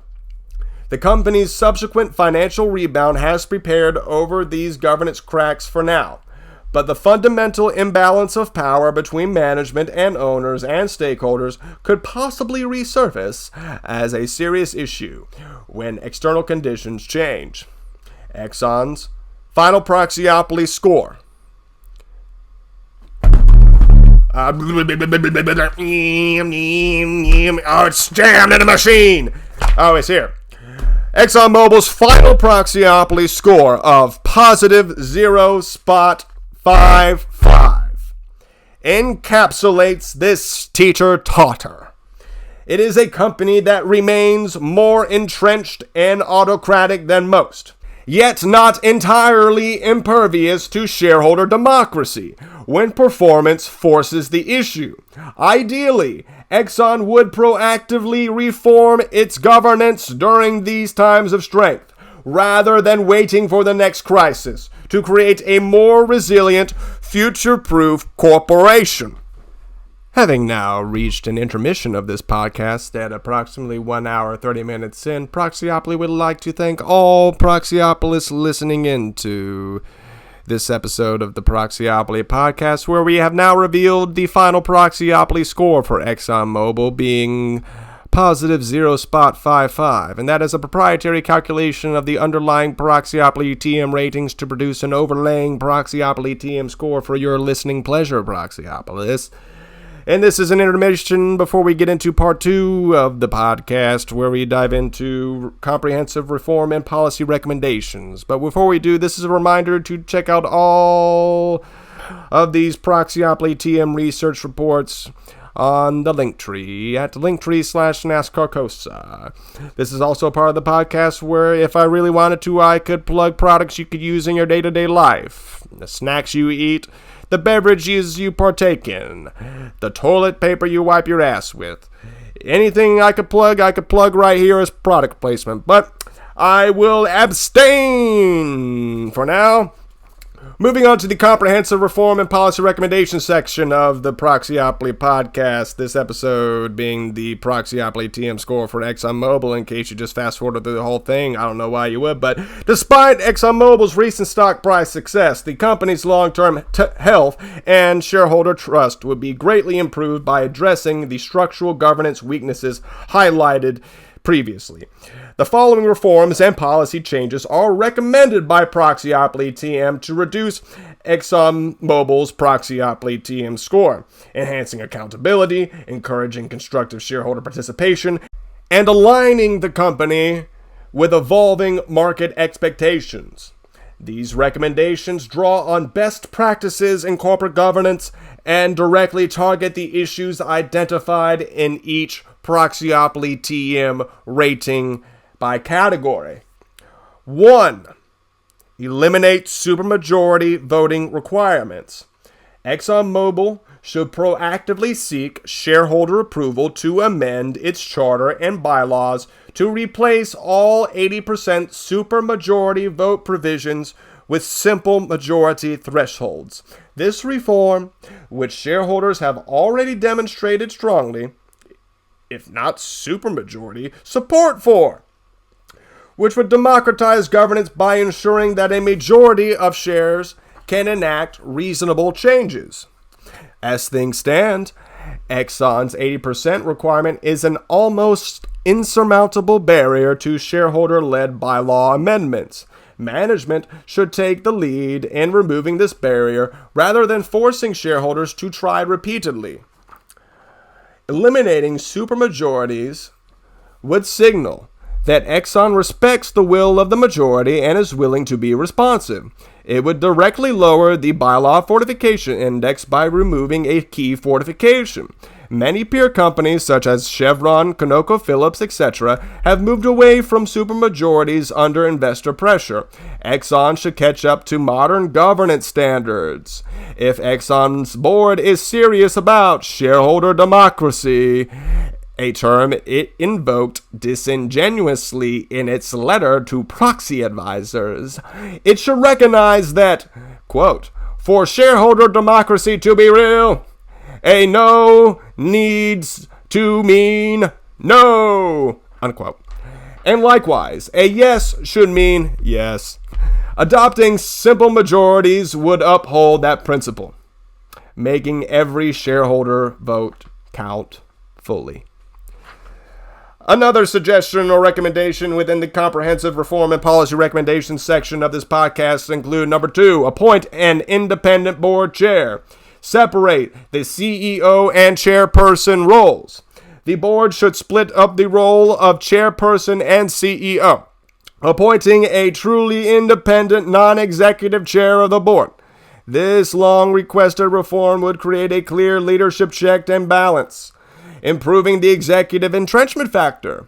An independent chairperson, or at minimum, a greatly empowered lead director with a defined mandate, can set board agendas, convene executive sessions without the CEO, and serve as a direct liaison to shareholders.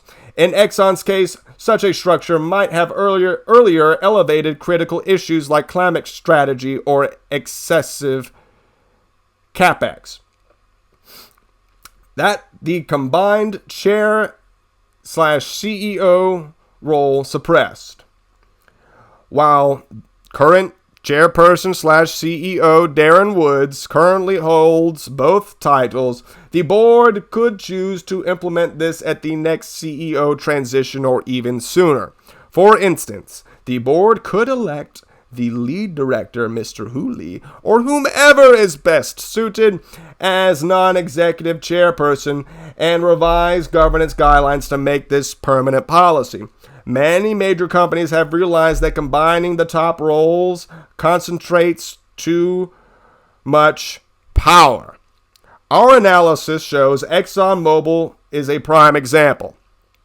By separating the roles of CEO and chairperson, Exxon would align with best-in-class governance and reassure shareholders that no single individual has unfettered control. It also tends to improve board dynamics. An independent chairperson can also objectively evaluate the CEO's performance and ensure the board's oversight function is robust. This reform addresses executive entrenchment factor directly, moving Exxon closer to a balanced model where leadership is subject to meaningful board oversight. Notably, nearly a third of S&P 500 companies now have separate chairperson/CEO roles, and investors often prefer it. The third recommendation under the comprehensive reform and policy recommendations section of this episode of the podcast include implement a board refreshment and evaluation plan.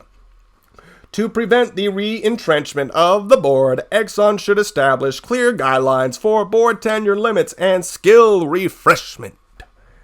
For example, adopt a policy that independent directors will not stand for re-election, say, after 15 years of service? And that the board will seek to add at least one new independent director every 2 to 3 years to infuse fresh perspectives? Such policies counteract the stagnation that contributed to Exxon's past insularity. In addition, the board should also regularly evaluate its own performance in oversight of management, perhaps with an external facilitator, and report to shareholders on steps taken to improve governance. Shareholders would welcome disclosure of succession planning processes for directors and executives. For instance, committing to publicly announce CEO succession plans or retirement timelines well in advance.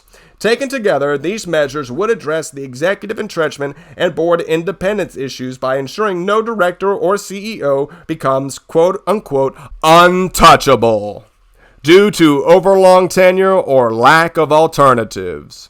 In practice, Exxon could immediately signal this by pledging that a certain number of longer tenured directors will retire over the next 1 to 2 years, and by recruiting new directors with expertise in energy transition, technology, or other areas of need. And the recent addition of Maria Dreyfus to the board in 2024 is a positive step, and this momentum should continue. Could continue. Regular board renewal helps prevent groupthink and cozy relationships that undermine accountability. The fourth recommendation in the comprehensive reform section of this podcast episode is enhance shareholder engagement and end hostile practices. ExxonMobil must dramatically improve how it interacts with shareholders, especially those with constructive concerns.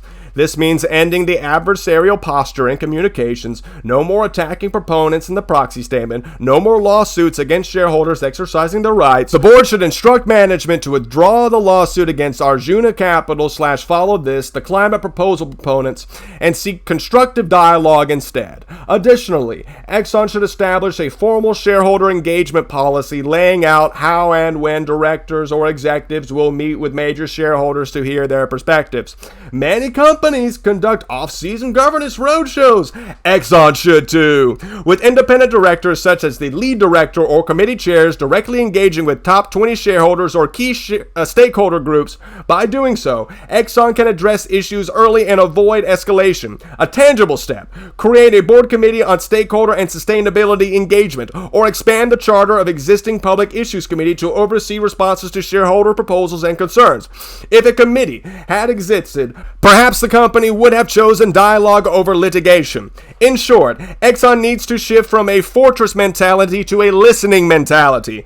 Measures could include hosting an annual investor ESG forum where shareholders can ask questions of the board, offering proponents of shareholder resolutions an opportunity to present to the board, and committing to implement or seriously consider any shareholder proposal that wins a majority, even if technically non-binding. Adopting a policy, quote, the board will integrate shareholder proposals that receive majority support absent a compelling reason not to, unquote, will go a long way to rebuild trust. And it addresses the shareholder hostility quotient by showing that shareholder voices can lead to action, not hostility. The bottom line is civility and openness must replace Exxon's current combative stance.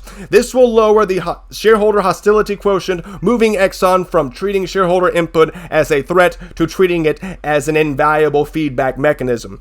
The fifth recommendation in the comprehensive reform and policy recommendations section, we are going to fly through this. Number 5, strengthen the shareholder rights, special meetings, written consent. To empower shareholders between annual meetings, Exxon should lower the threshold to call a special meeting to 10% of shares from the current 15% and consider permitting action by written consent. These rights are common asks by governance advocates and have been adopted by many companies. While Exxon did implement proxy access, special meetings at 10% would further tip the balance toward accountability. It would ensure that if an urgent issue arises, for example, strategic or governance related, shareholders have a practical avenue to convene and vote without waiting a full year. Even ExxonMobil's size at 10% represents a very significant coalition. Currently, about 40 to $50 billion in stock. Thus, it would not enable frivolous use, but it would ease shareholders' ability to press for change if broadly desired.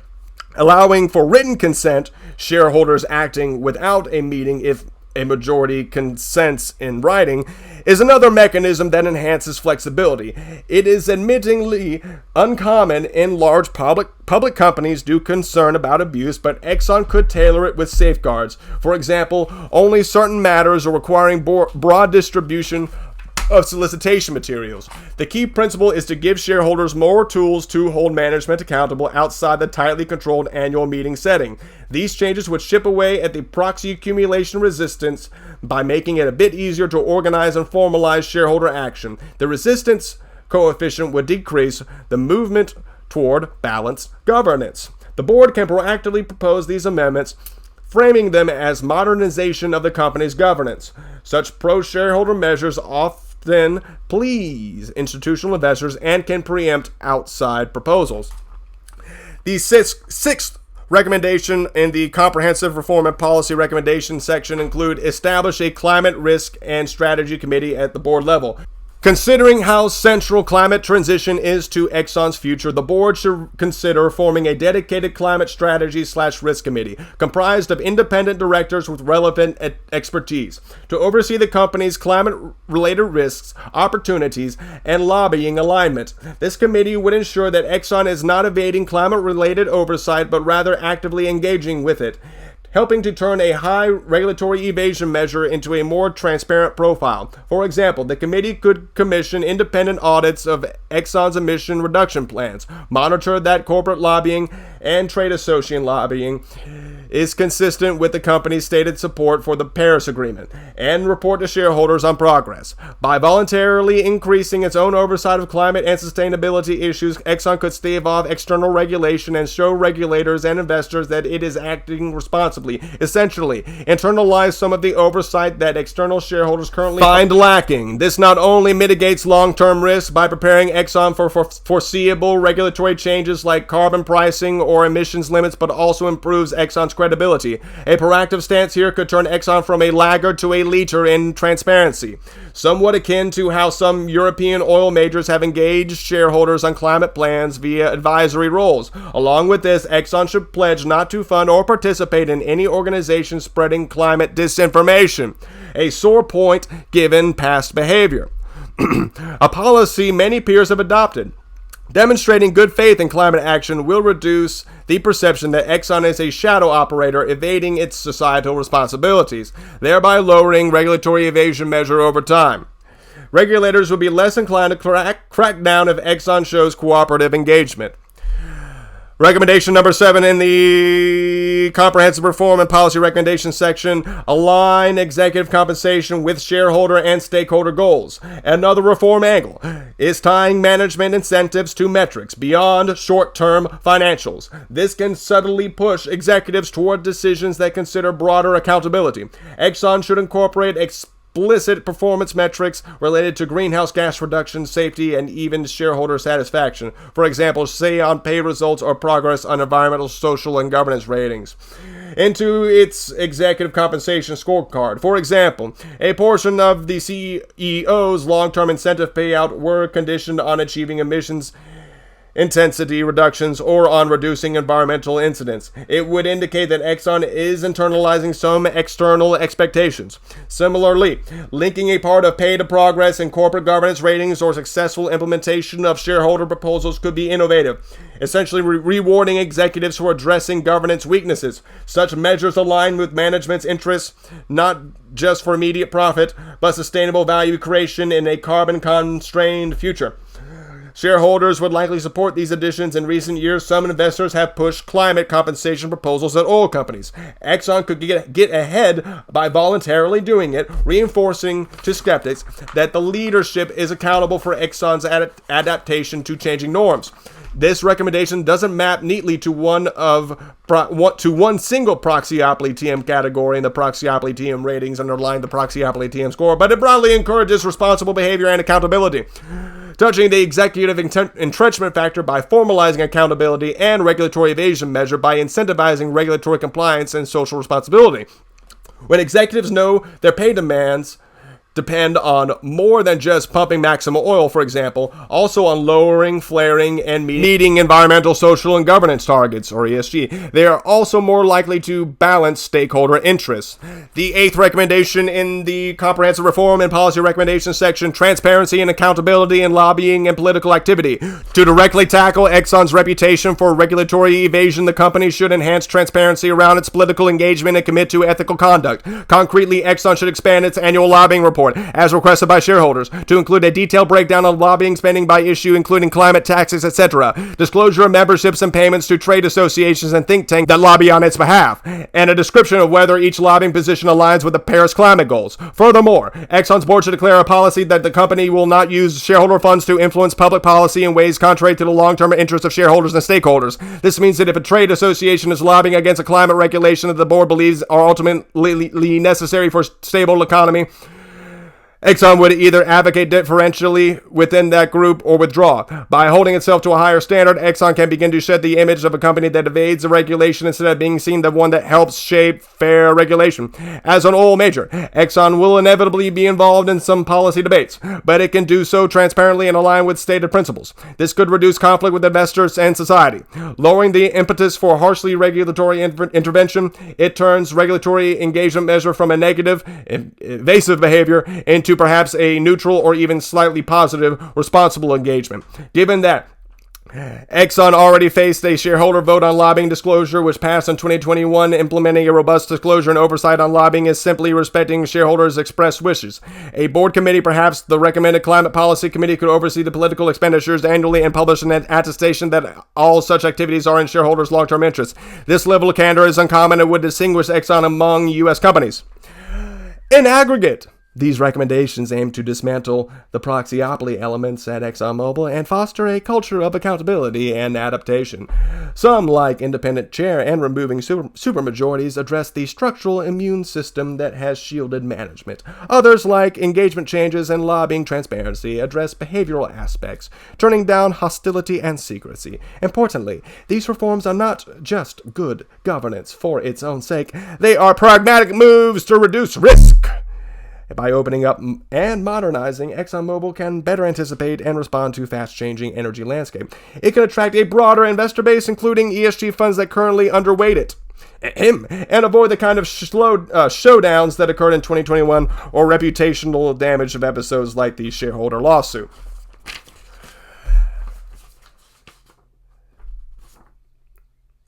From a proxyopoly to accountability, if ExxonMobil were to implement all or most of these recommendations, we would expect a meaningful drop in its proxyopoly score to a more neutral rating or score, a final proxyopoly score rather. The proxy accumulation resistance would improve, underlying the proxyopoly score as shareholders gain more rights, special meeting thresholds lowered, written consents allowed, and a more engaged board means activists won't need a once-in-a-generation crisis to be heard. A Bylaw Fortification index would drop as supermajority provisions and other obstacles are removed, moving Exxon toward a transparent framework where bylaws promote accountability.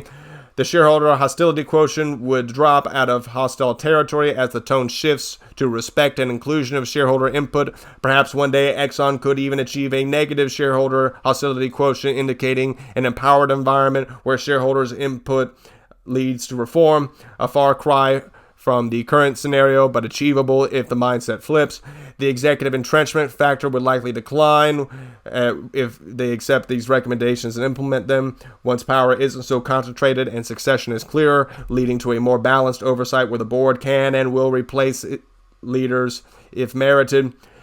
And the regulatory evasion measure would moderate as Exxon becomes known for cooperating with legitimate regulation and not exploiting loopholes. Ideally, one day Exxon might be seen as proactively compliant or transparently cooperative in regulatory terms, which could protect it from drastic policy swings and improve its standing with governments and the general public.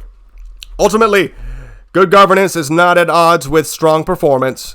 It is a prerequisite for sustained performance. ExxonMobil has learned the hard way that ignoring shareholders and broader trends can lead to crisis. By embracing the reforms previously mentioned, ExxonMobil can transform itself from a proxy-fortified monolith to a more agile, trusted enterprise. The board and management should seize this window while financial results are robust to implement changes that will fortify ExxonMobil's future in a far more profound way, through shareholder confidence, stakeholder respect, and strategic agility. These recommendations are not merely altruistic or cosmetic, they are in shareholders' pragmatic interest. Strong governance and sensible stakeholder consideration tend to correlate with better long-term performance and risk management. Had some of these recommendations been in place earlier, ExxonMobil might have avoided the reputational damage of being a climate laggard or the disruption of a proxy battle with engine number one. And looking ahead, an ExxonMobil that is more transparent and less combative will likely face less external pressure from regulators, litigators, and activists, allowing it to focus on thriving through the energy transition. In summary, ExxonMobil should pivot from defense to dialogue, from fortress to forum. These recommendations chart that path. The board and management should undertake these reforms with urgency while the company's financial position is strong, when it's easier to change course from a position of strength than under duress. By doing so, ExxonMobil can retain the confidence of its owners and stake a leadership claim in the evolving energy economy rather than being dragged into the future kicking and screaming. Thus concludes Part 2, the Reform Changes and Policy Recommendations section of the podcast. Before we dive into Part 3, the board nominee voting recommendations for the 2025 AGM of ExxonMobil, take a break here to remind the listeners and the Proxyopolists at home to check out this proprietary Proxyopoly TM research report on the Patreon, which can be found on the link tree, and that link tree is linktree/nascarcosa. And again, this is an opportunity in the podcast where there's time for sponsored content, contributed content, and all the Proxyopoly needs your Proxyopoly heart's desire, Proxyopolists. At any rate, moving on to the section I am most excited about, where we get to say for, against, abstain, or withhold to all the board of directors up for re-election this year at the AGM of ExxonMobil. And it's proxy season. Happy proxy season to all who celebrate. Part 3. Board nominee voting recommendations for the 2025 annual general meeting of ExxonMobil. In this section, we provide voting recommendations for each of ExxonMobil's current directors up for election at the 2025 annual general meeting. The board consists of a mixed entrenchment of long-term members and newer additions from recent refresh efforts.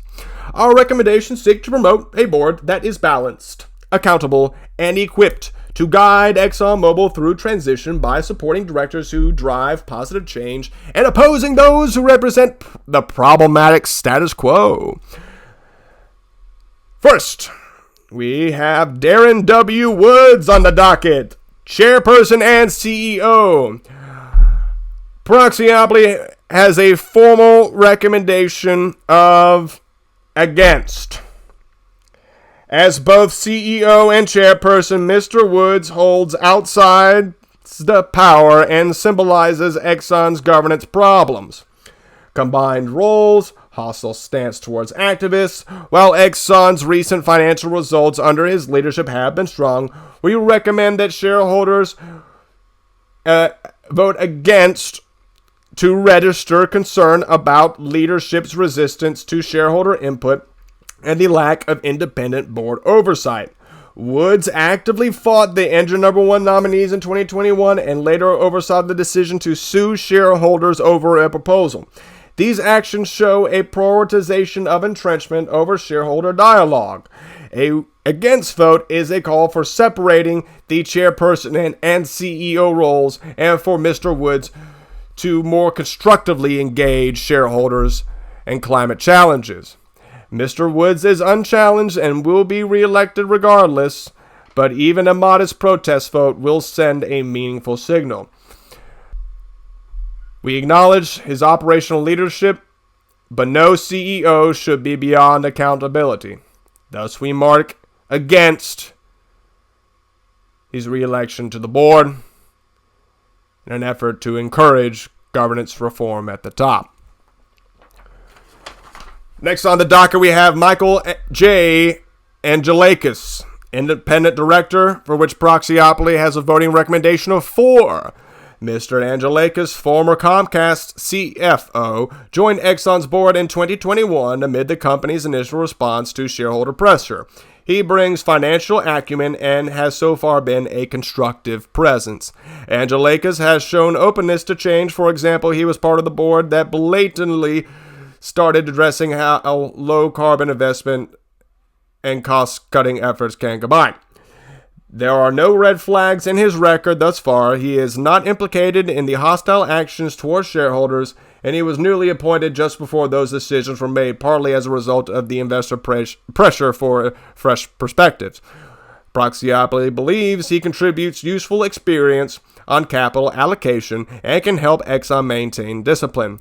Supporting Angelakis with a vote for aligns with retaining directors who joined during the recent refresh and who likely appreciate the need for continued improvement. He serves on the audit and financial committees at ExxonMobil, playing a role in oversight of financial reporting and strategy. We recommend a vote for Mr. Angelakis as he represents the new blood that shareholders had sought and has, in Proxyopoly view, been an independent thinker on the board. Continued shareholder support will empower him to keep pushing for prudent financial management and openness to necessary strategic shifts. Next on the docket, we have Angela F. Brady, independent director. Proxyopoly has a voting recommendation of withhold. Ms. Brady has served since 2016 and is chair of the Compensation Committee. Given her tenure and key role in past governance decisions, we recommend that shareholders withhold votes for her re-election. Brady's long board tenure overlaps with the period of Exxon's strategic stagnation and the board's combative approach to shareholders. As compensation chair, she oversaw generous executive pay packages even during years of poor stock performance, 2018 to 2020. And Exxon's say on pay received relatively high 32% dissent in 2020, indicating shareholder concern. More critically, Braley was one of the incumbent directors targeted by Engine Number 1 for removal in 2021. The activist Proxy Materials argued the board needed refreshment and singled out certain directors to replace. While she survived that vote, concern still remains. Braley is seen as one of the old guard that did not effectively check management or plan for transition. Additionally, Braley's prior CEO expertise at WellPoint ended amid criticism, and on Exxon's board she has not stood out as pushing for governance reform. With Exxon needing more forward-thinking leadership, we advise a vote withhold on Ms. Braley to enable further broad refresh. It's not a vote in favor and it's not a vote against. It is a withhold of support. Replacing her seat with another diverse candidate who might bring, say, renewable energy or climate finance experience could be beneficial, and a vote against Braley signals desire for a continued renewal and ensures the board's compensation oversight and overall governance is led by someone aligned with today's expectations, not yesterday's norms. Next on the docket, we have Stephen A. Kandarian, independent director, with Proxyopoly recommending a vote of against. Mr. Kandarian's situation is unique. He was originally elected in 2018, removed by shareholders in 2021 proxy fight with Engine Number 1, and then reappointed to the board in 2022. We recommend voting against Mr. Kandarian as his presence on the board directly contravenes shareholders' earlier expressed will. Shareholders effectively voted Kandarian off once he was not re-elected in 2021's contested election, and the board's decision to bring him back suggests tone deafness to investor concerns. While Kandarian has deep financial experience, a former MetLife CEO, his return to the board signals re-entrenchment. Voting against him in 2025 reiterates his message that the board should respect shareholder voices. Moreover, Exxon's board has since added other finance-savvy directors, Angelikis, Gillescu-Dreyfus, who can also cover those skills without the baggage.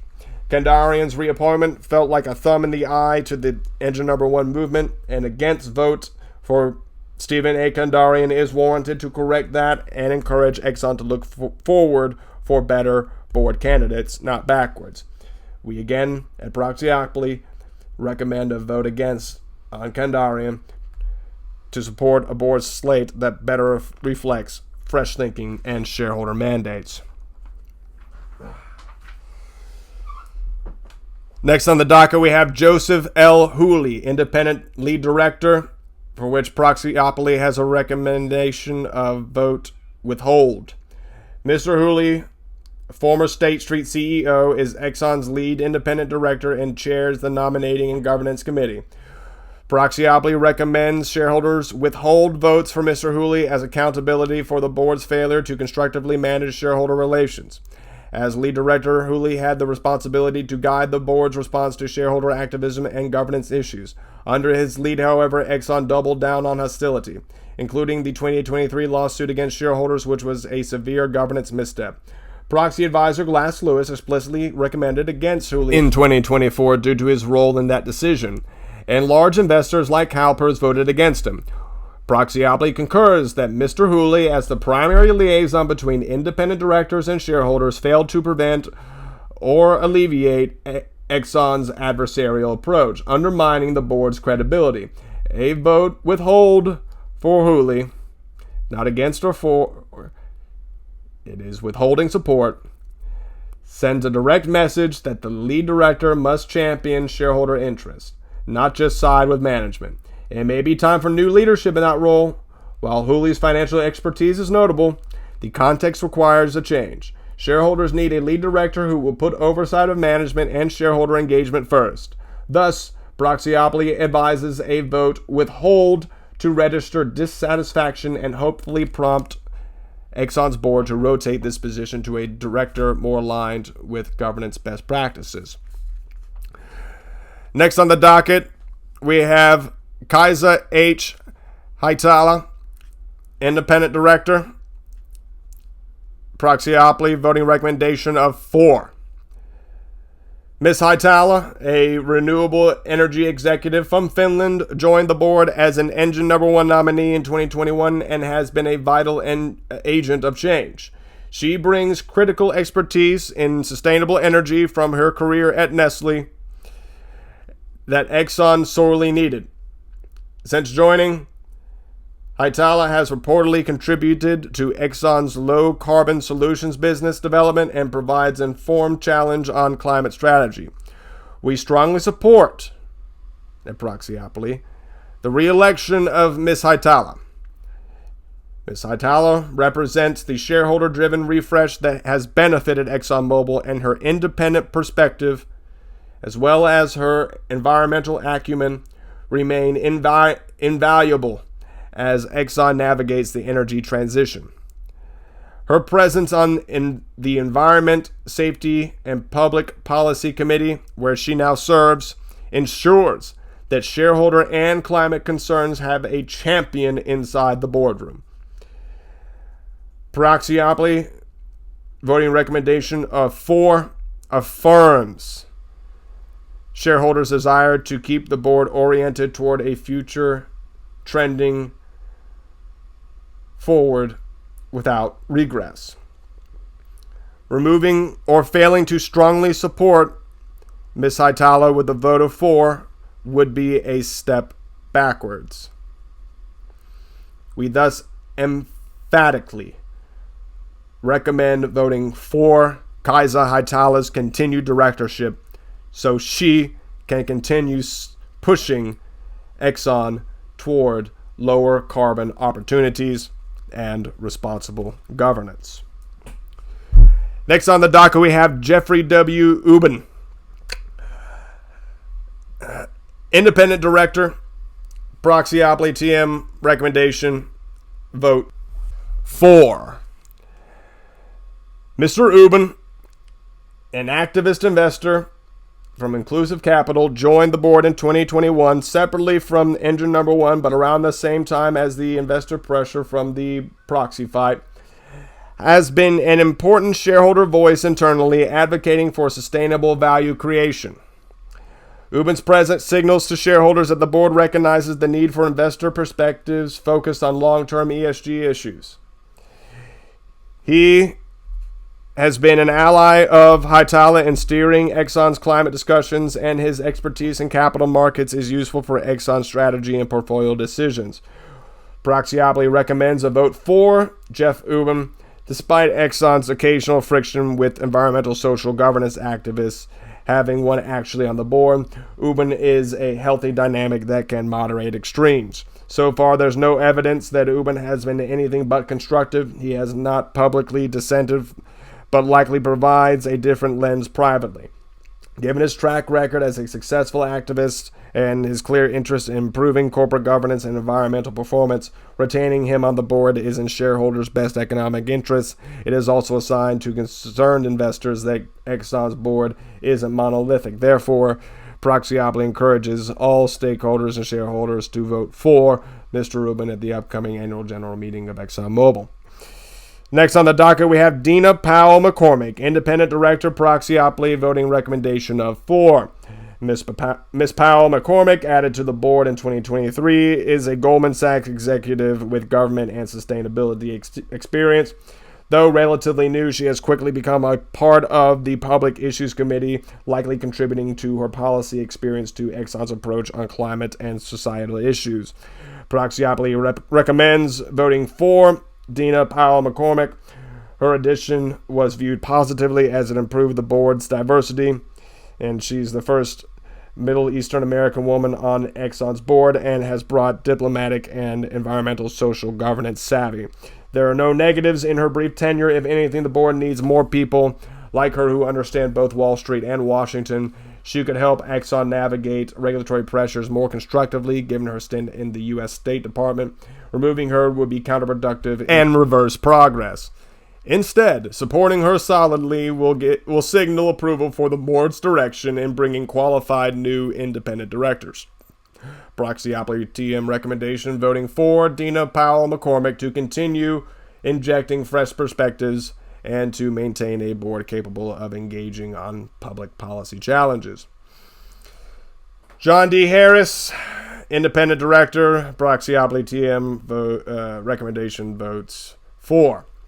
Mr. Harris, another new appointee from 2023, is a retired Raytheon executive with global business and technology expertise. Proxyopoly TM recommends voting for Mr. Harris as well. He serves on the Audit and Compensation Committees, contributing operational and risk oversight know-how. As an African-American director with defense industry knowledge, he adds both diversity and a mindset attuned to managing large, complex, and technical organizations. Relevant for Exxon's projects. He has not been involved in any controversies. As a newcomer, he has likely played no role in past negative controversial governance issues and can be part of the solution moving forward. Supporting Harris helps solidify the board's improved caliber and diversity. We see him as an independent thinker, and there is no cause to oppose him. Rather, the continuity of these new voices is beneficial. Thus, Proxyopoly TM advises a formal voting recommendation to vote for John D. Harris II at ExxonMobil's upcoming AGM. Next on the docket, we have Alexander A. Karsner, independent director, Proxyopoly TM voting recommendation vote for. Mr. Karsner, as one of Engine No. 1's nominees elected in 2021 as a clean energy expert and former U.S. Assistant Secretary of Energy, we emphatically recommend voting for Alex Karsner at the upcoming ExxonMobil AGM. Like Hightower, he represents the shareholder-driven changes that Exxon's board needed. Karsner has deep expertise in renewables and technology innovation. He has likely been instrumental in pushing Exxon's thinking on carbon capture and alternative energy partnerships. He currently sits on the Environmental Public Policy Committee with Hightower, forming a tag team advocating for a climate-forward strategy. Exxon's management at one point reportedly marginalized Karsner, and there were rumors he might not be renominated after Engine No. 1's initial impact faded. But keeping him on the board is crucial to maintaining the board's credibility with climate consensus investors. Karsner's independent streak and knowledge base are assets we urge shareholders to preserve. Proxyopoly TM's vote recommendation of 4 to re-elect Alexander Karsner. The board of ExxonMobil ensures the board retains a strong voice for innovation and responsible transition in the energy sector. Last on the docket, we have Maria Jalescu-Dreyfus, MJ, independent director, Proxyopoly TM voting recommendation of 4. Ms. Jalescu-Dreyfus joined the board in May 2024, bringing significant expertise in clean energy investing. She is the CEO of a renewable-focused investment firm. Though she hasn't stood for election yet, we enthusiastically support for her election at the AGM. Her appointment was widely praised as a sign Exxon is finally integrating more climate-savvy and finance-savvy voices at a high level. She likely fills some of the gaps left by Goff's departure, offering both energy transition insight and capital markets rigor. As a brand new director, she hasn't been involved in past governance missteps, so there's no reason to oppose her. Conversely, everything about her profile aligns with what forward-looking shareholders want from the board. Proxyopoly TM strongly recommends a vote for Maria Jalescu-Dreyfus to affirm Exxon's direction toward a more informed and future-ready board composition. Thus concludes the voting recommendations for the re-election of board of directors at the upcoming ExxonMobil AGM. In summary, our voting recommendations aim to accelerate the evolution of Exxon's board by retaining the valuable new talent and change agents Hightower, Ubben, Powell McCormick, Harris, Karsner, Jalescu-Dreyfus, and Jalakis, and signaling the need for turnover of the legacy members who have not demonstrated the desired responsiveness, Braley, Hooley, Kandarian. Proxyopoly TM also recommends voting against CEO Darren Wood's board seat as a referendum on the combined chairperson CEO roles. A rare step, but a warranted one, to underscore shareholders' desire for independent board leadership. If shareholders collectively follow these recommendations, the likely outcome is that all directors still get elected given Exxon's plurality vote system for uncontested elections. However, the differentiated vote tallies will convey a powerful message. For example, if Hightower and Karsner receive 95% support while Hooley and Braley barely scrape 80%, the board will clearly see where shareholder confidence lies. In 2024, Exxon noted the range of support was 87 to 98. Investors can meaningfully widen that gap in 2025 to register dissatisfaction or approval. Such signals to the market can influence the board's internal decisions. For example, a low vote for Hooley could lead him to step aside as lead director, making way for someone like Ubben or Powell McCormick to assume the lead director role. Similarly, a poor showing for Woods, even if symbolically dropping from 95 to say 85, would prompt discussion about the wisdom or lack of wisdom from combining the roles of chair and CEO, or even about his stance among shareholders.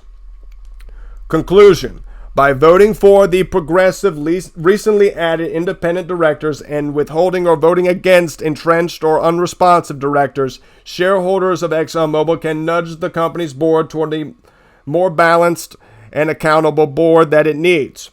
This balanced approach supports continuity of positive change while pressing for further reform.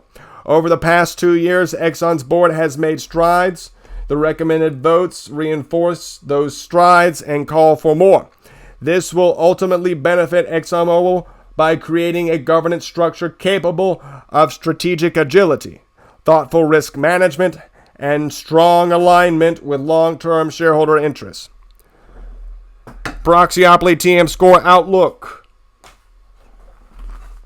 If the governance reforms and board changes we advocate are implemented, we expect ExxonMobil's Proxyopoly score to improve markedly by the next review, signaling a company shedding the vestiges of its former Proxyopoly and moving toward a more democratic and dynamic governance model to the benefit of shareholders and stakeholders alike.